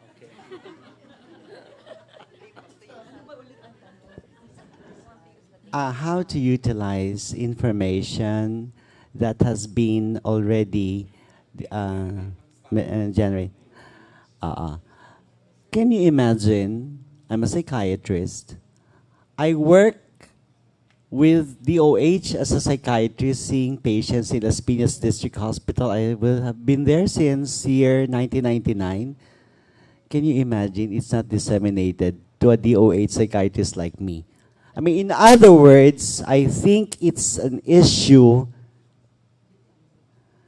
It's not utilized, okay? But the dissemination is a job of the one who did it.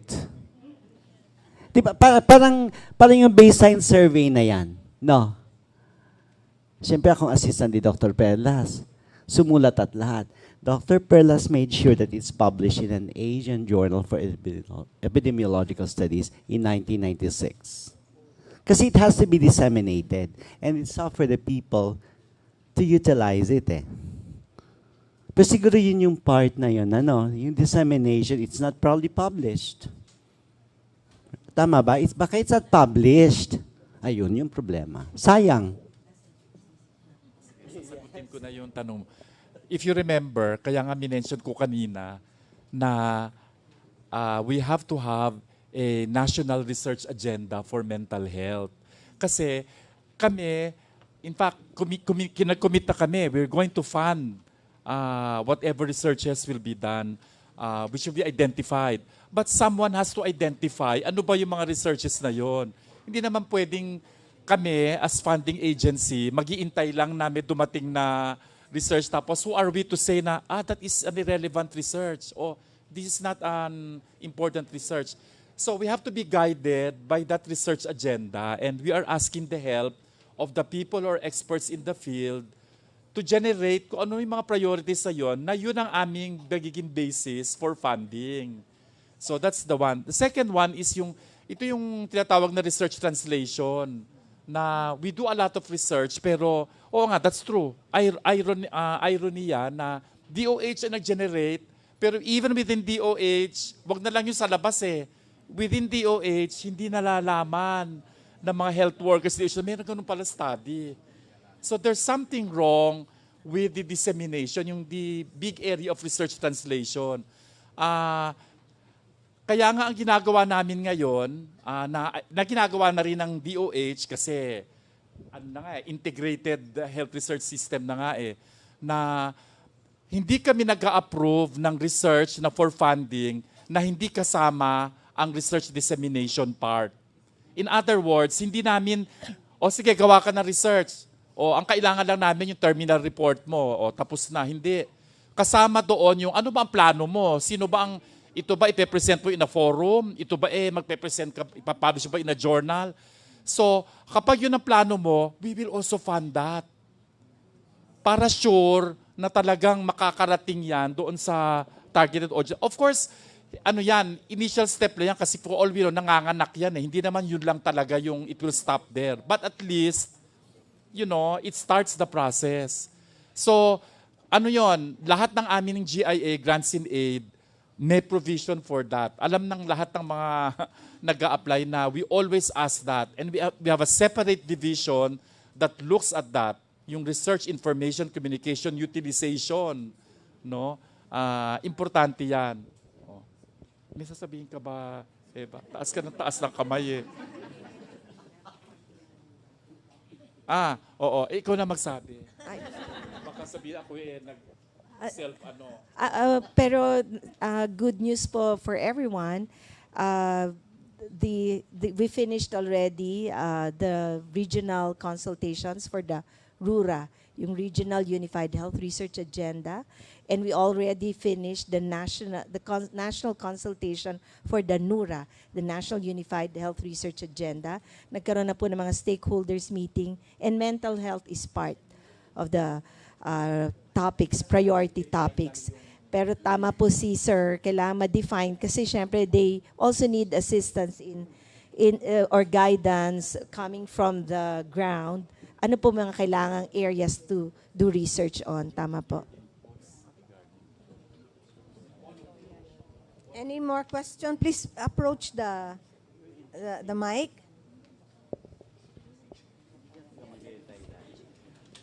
We have plenty of time.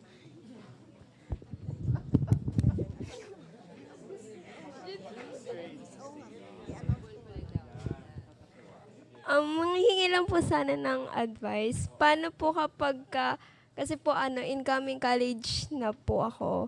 So how can I convince my parents po na, hindi kasi po, iba po yung course na gusto niyang ipa-take up sa akin.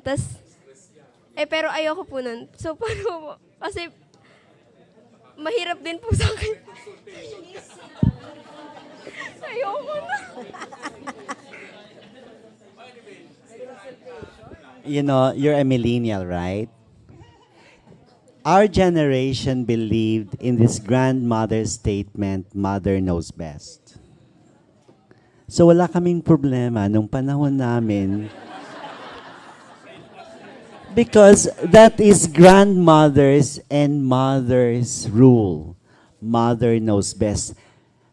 Pero I could imagine the millennial thinks, I will do the things that will make me happy my way, and the rest of the opinions will not make a difference. You have a crisis of two separate and parallel ways of looking at choosing. Your mom's generation, which is probably my age, still believes mother knows best. You don't. So, ang tanong na yan, tulad na nag-aaway na dalawang tao, merong tao sa gitna para magkaintindihan kung anong assumptions ng nanay mo sa assumptions mo, and then agree that the assumptions are different and come up with a more appropriate third way of looking at your situation. That's my take. Let's take it from the mother who has a lot of beautiful thoughts about that. Yes, let me tell you the story of my daughter. Diba?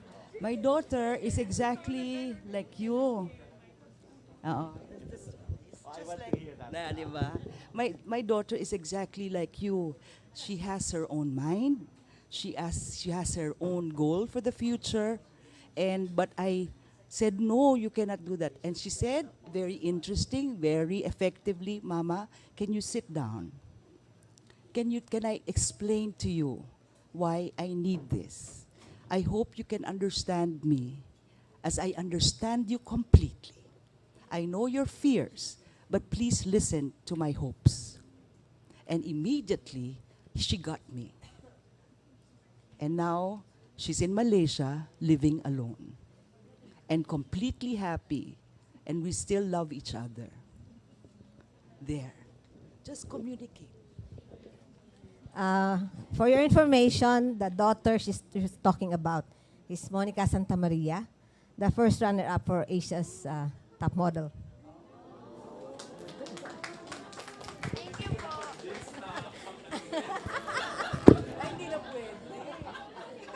Question, some more. Please come forward. Yeah. How many minutes? Good morning. I am a student and I also want to pursue a career in psychology someday. I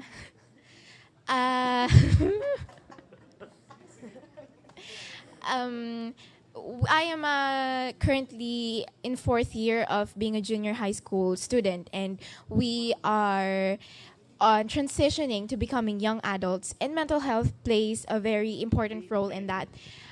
But then, as a student, we have the pressure of, we have the educational pressure from the teachers, pressure from our families, peer pressure coming from our friends. And what happens is that it takes a toll on our mental health. What I want to know is, how can we ourselves, us students, know if we already have the psychological conditions that need to be clinically addressed?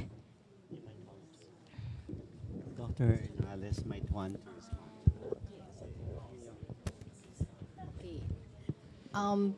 If you're in an academic setting, your teacher will be able. If your teacher is able to spot that there's a problem, she should refer you to your guidance counselor, and the guidance counselor should refer you to an external psychiatrist. But that's why I am very happy that in the mental health program, that's one of the programs that they will see. And in the study that I have conducted, you saw that it's very positive. The youths now are not really seriously psychiatric, based on the sample of respondents. So I think the teacher should be able to spot you, but because you are mostly and you tend to speak to your classmates, and then probably your classmates will tell your teachers, but the family actually is the last one to know about your condition. I have a follow-up question. I have classmates, of course. How do I spot problems, internal problems that they're struggling with, and how do I help them in a way that wherein they don't feel like I'm invading their personal space?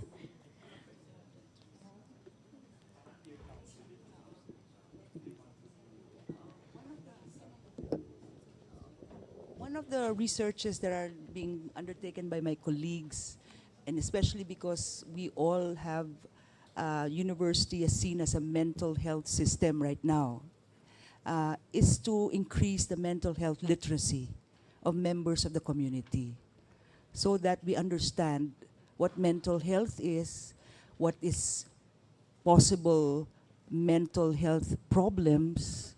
Ourselves, we know it. We are aware of it, so that we don't stigmatize. We know what to do with our friends. We know where to bring our friends.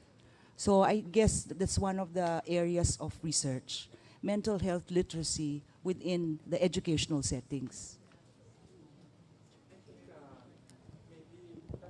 That just made me think about yung itong new generation, the young people, yung connections nila, yung social network nila. I think we should take advantage of that. Of course, I consider family is really the basic structure unit of society. But siguro may ibang dynamics na rin na nangyayari. And let's face it, no, they spend maybe at this stage in their life probably more time outside of the home than inside the home. Diba? So maybe that is one of the, Importanteng pag-aaral kasi iba na yung lifestyle ng kabataan ngayon. Halimbawa sa Lasal, ang dami ng condominiums. Exactly po. And they're separated from their families. If they have problems, where do they go to? What Yes. kinds of issues are they facing? Yes. So they're not in touch with their families. The family being a very important support system. Saan sila kumukuha ng suporta? Yun, hindi pa natin alam yan. Oo. In our research, we found out with depressive symptoms that the cause of depressive symptoms, even suicidal ideation, is a lack of relationship with the family and friends. So there's a relational dimension. Dahil siguro sa technology din, pero dapat mas malalim pa ng pag-aaral para malaman natin kasi medyo maligalig na. Maligalig na talaga. Yung depressive yung Facebook. Oo. Hindi. Maski na sa OFW na we're doing research now on OFW families, it's very, ng mga FGDs naman, kinukwento ko nga kina Dr. Tronco, yung FGDs namin, alam nila may nanay pa sila. Meron iba, wala nang concept of parent. Hindi nila alam, meron pa ba akong nanay? Meron pa ba akong tatay? Maski na yung alam ko, nanay ko pa rin siya. Pero parang hindi ko na nanay. Ano yung kailangan para maging nanay? Kailangan ko yung touch niya. Wala na yung touch. Oo, talaga. Yun ang kailangan natin pag-aralan, sir. Okay, next Thank you po. Actually, this is not a question, but it is in response to the questions by these young kids. I'm also from the academy. What institution po? Tiongse Academy. We are the first Chinese-Filipino school in the Philippines. Actually, in our school, we recognize the important role of the school in helping these kids, especially in the mental health area. Because of the presence of so many dysfunctional families right now, the school, the first one to step in most often are the teachers who have direct contact with these students.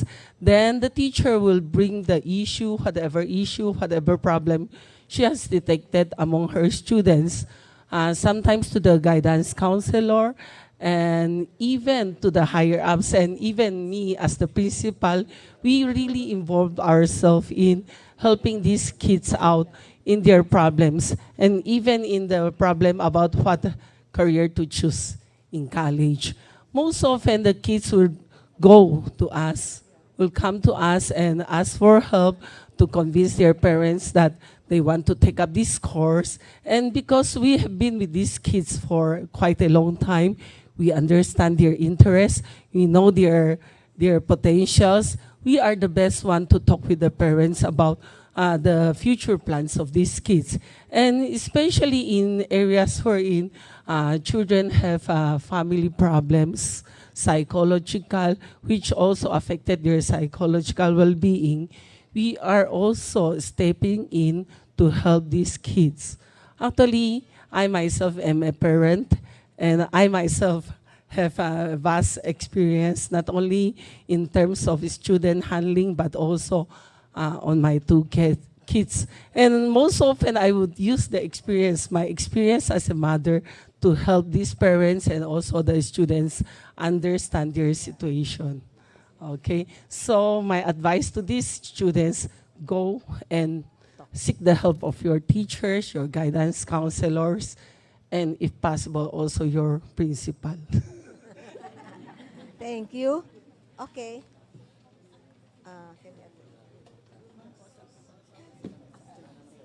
After. Hi, good morning. I'm from one of the mental institutions in the Philippines under the Department of Health. specifically in Mariveles, Bataan, the Mariveles Mental Hospital. So one of the residents of Dr. Tronco is Dr. Kalaman, which is the chair of the research department. So we would just like to ask questions because most of the presentations were both tackling community mental health and adolescent mental health. So I would like to know what is the status of the clinical research in mental health, especially as in the government, we are catering patients who are unknown. Sabihin, they are the abandoned, the neglected person who were treated in the institutions for more than 60 years. And nobody cares for them, only the persons in the institution. Is there any research endeavor that will address this program because it somehow also being a burden of the government in utilization of funds?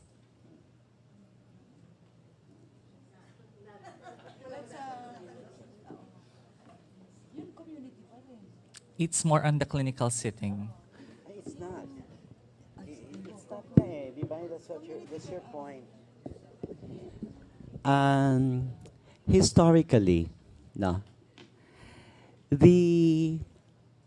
the start of clinical care for the mentally ill, it is not true that families and the committees did not do it. When society decided to take away those who do not conform with the social order and not productive during the Industrial Revolution, they needed to make institutions to keep those perverts from the social order. Okay. So that was a very vague definition. Yes, actually. Tapos, nung si Kennedy, presidente, and then sa Italy a few years before that, decided, let's do away with the mental institutions kasi there is what you call anomie. Yung the institutions become a source of problem of the mentally ill. Kasi hindi siya normal. Anong ginawa ng Italy at lalong ginawa ng Amerika? Let us develop community mental health centers, mushrooming all over US. That was 1963. Today is 2017. So that's almost like 37 plus 17. So 54 years down the road, where are the mentally ill? In the subways of New York. Meaning, hindi siya clinical problem. Kaya ang pinoposit ko nga, let's go beyond the clinical framework.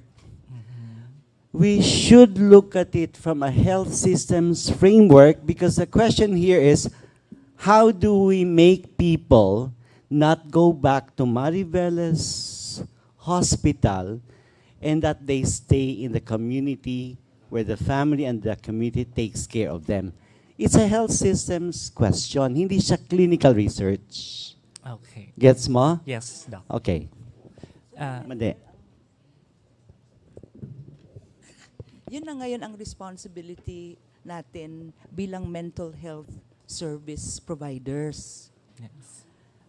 We make sure that they are cared for by health systems beyond the clinical health system.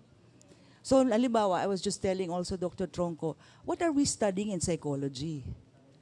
We don't have that kind of approach to understanding mental health. We don't look at the community at all.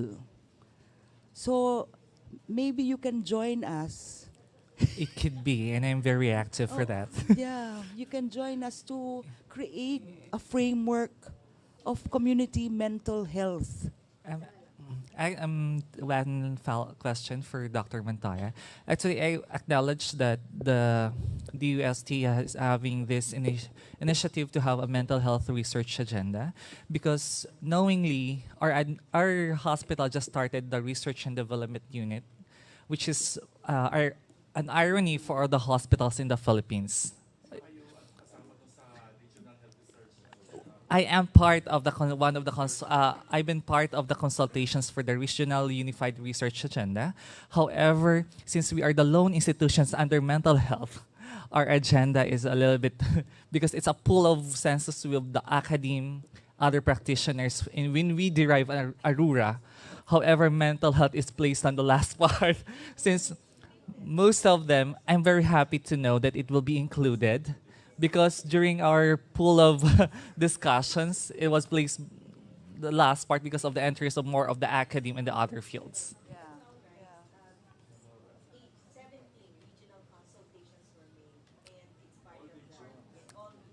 I am very much pleasure for that. Thank you, Pa. Can we have one last question? Two questions. Ito kanina pa nag-isip. Good morning po. We're electronics engineering students po from the Technological Institute of the Philippines. So we're currently studying and trying to design a device to treat major depression disorder. So this is our first time to ask professionals about this topic about the depression. So we would like to ask if it is true that the neurotransmitter decreases when the person is depressed.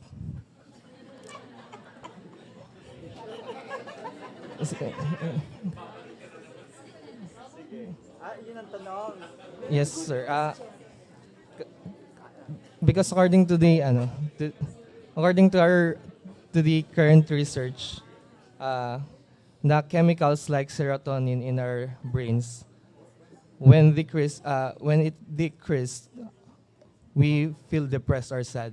So we're going to design a device that will stimulate serotonin level to our brains, so that we can the patient will increase its serotonin, and it somehow he or she will be relieved from depression. So we would like to confirm if it is true. Talagang nakakatuwa. Sabi ko, paano mag-psychiatry and engineering, no? Di ba? Parang, wow.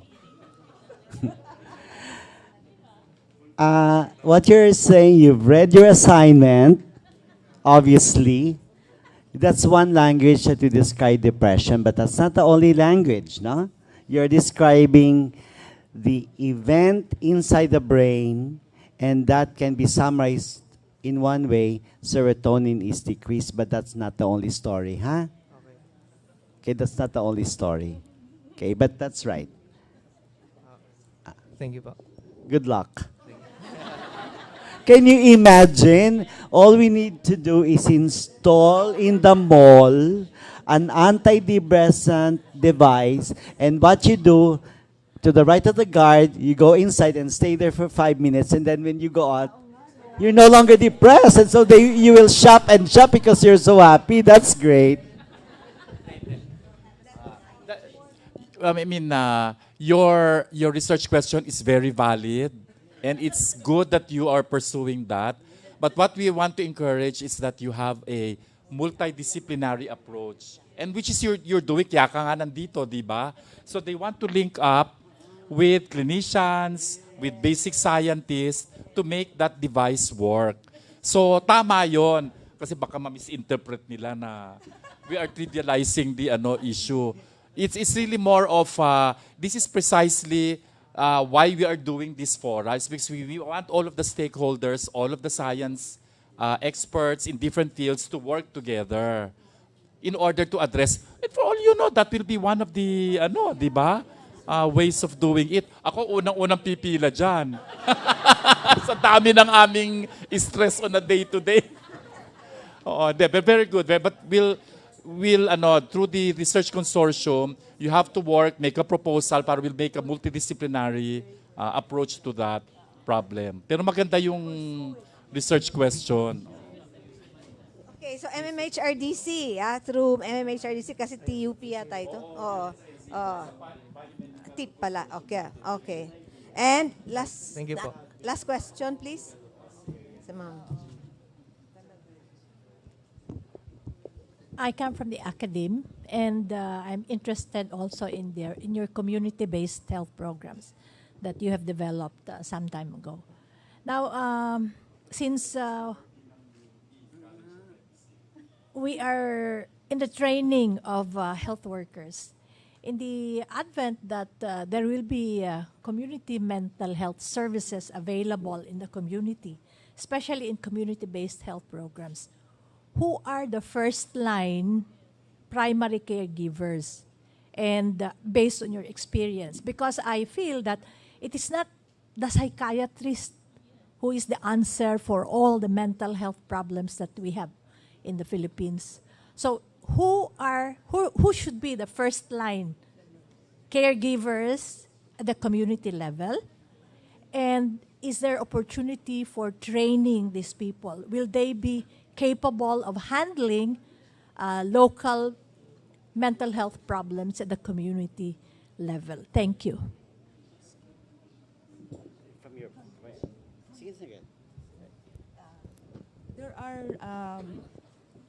There are what's called interventions to improve the health service, and that's what they call scaling up. What they do is they train volunteer health workers or health workers, primary health care workers, not to train to be able to diagnose certain mental health problems and do immediate care. And they're trained by the psychiatrist. Yung tinatawag na scaling up, you give them the skill that's necessary to immediately intervene. I would use the lessons learned from disaster. Many times, we find it difficult to convince people to learn mental health in natural times, but in disaster times, the language is easily known. So, kung gagamitin natin yung insight na yan to the training in normal times, you really have to make it a very personal, subjective, emotional event to start off talking about mental health. Because then a shared language becomes a starting point. Hindi pwedeng ituturo mo yung flowchart ng MH-GAP, diretso ka tatanungin anong gagawin. Kasi pwede mong gawin ganun eh. So ilista mo doon sa performance mo as an educator sa MH-GAP, 2,000 trainees. Pero once po lang nakausap yon. Eh hindi rin pwede, kasi for mental health in the community to work, there is a relationship between the mental health person with the community. So, although that framework will have to come out, ma'am, no one knows exactly the answer, but it has to be from the viewpoints of people. Wala namang may alam dito, di ba? Eh, kung may alam nito, di ang World Health, lahat ng mga tao ngayon walang mental illness, di ba? Even the World Health doesn't really have the answers, right? Oh, di ba? Merong hugot line, gano'n. Kaya ang gusto ng, ang suggestion ni Dr. Tronco, kailangan natin tignan yung mga effective communities. Kasi halimbawa sa Canosa, may mga volunteer workers. Tumutulong talaga sila. Alamin natin yung bakit sila tumutulong. Yun ang, sasabihin ko, yun ang educational, yun ang training na kailangan sa ibang possible health workers. So yun ang gusto na sana naming gawin. Okay. Thank you very much for your very active participation. At this point, can we call all the speakers one by one? First, we have Dr. Niles. We would like to present our gifts of appreciation for Dr. Niles. The same citation was read earlier.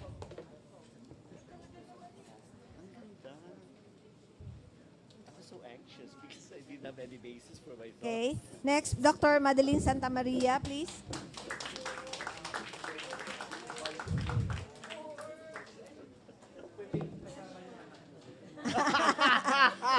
Next, sir, next time siya na yung yun ang MC.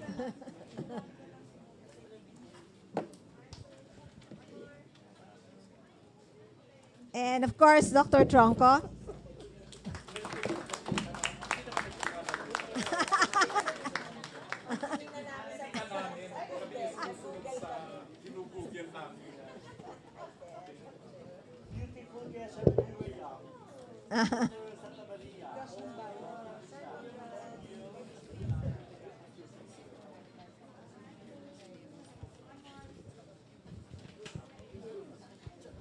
Okay, we would like to call on Dr. Eva Cutionco de la Paz, the chair of the steering committee of the Metro Manila Health Research and Development Consortium, and also the vice chancellor of the research, University of the Philippines, Manila, to give us the closing remarks. Thank you. I'm the only one. The closing remarks is the only one between you and your lunch, so I'll keep it short.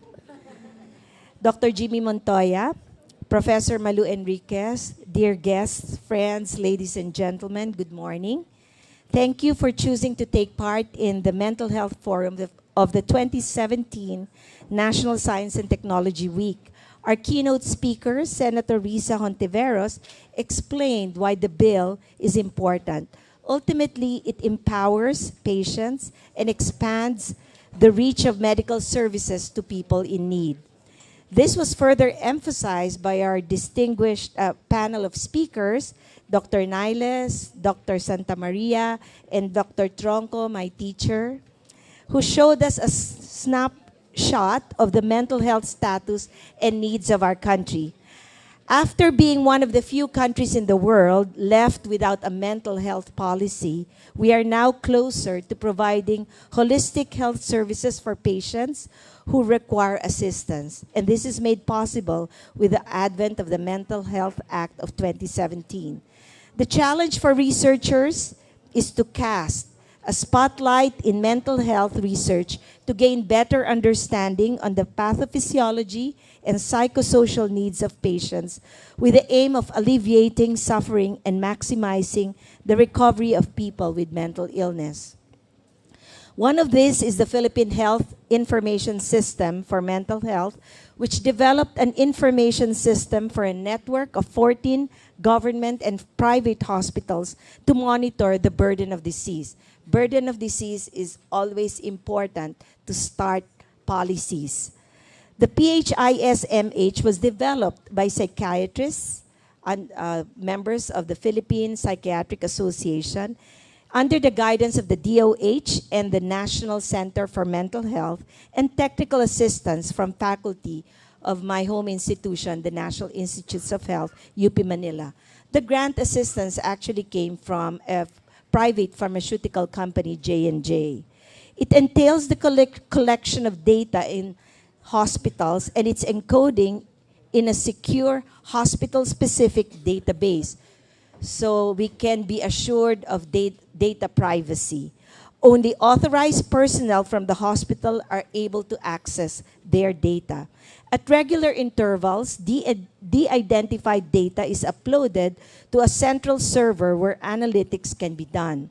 With the recent developments on the mental health bill and the increased interest in controlling substance abuse, we are now planning to extend the PHISMH to the community level, which will help in improving care to patients and also paint a clearer picture of the scope of our mental health burden. So I guess this is an answer to the growing need for more information, more health research on mental health, and also addressing the need for new information, not something that was taken from 20 or 30 years ago. The new directions from the upcoming mental health bill is a big boost towards crafting more responsive program for our country. We look forward to more resources from DOH and PCHRD to enhance the PHISMH to cover the whole country. But research without support coming from all sectors of society will inevitably fail in its purpose.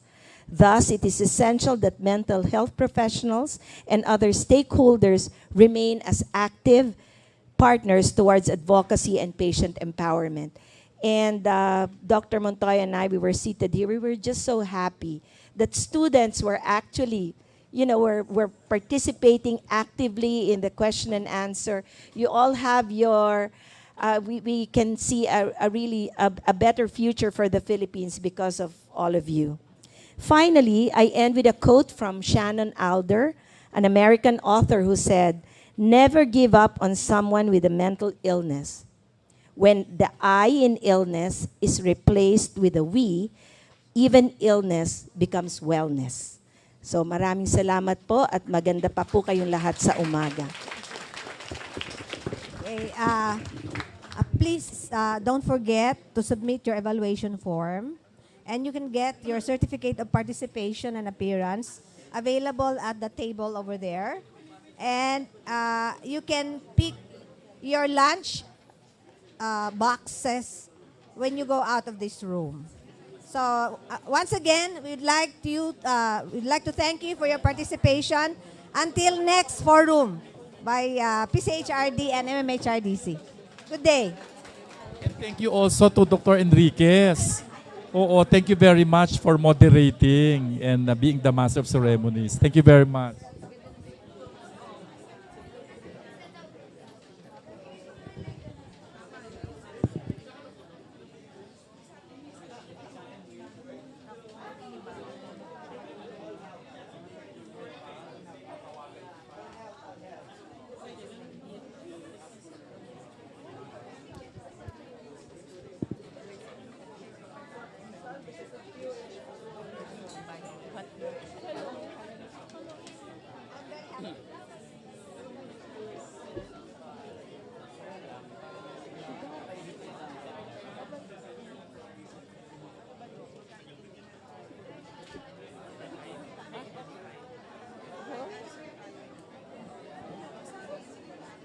Lisa,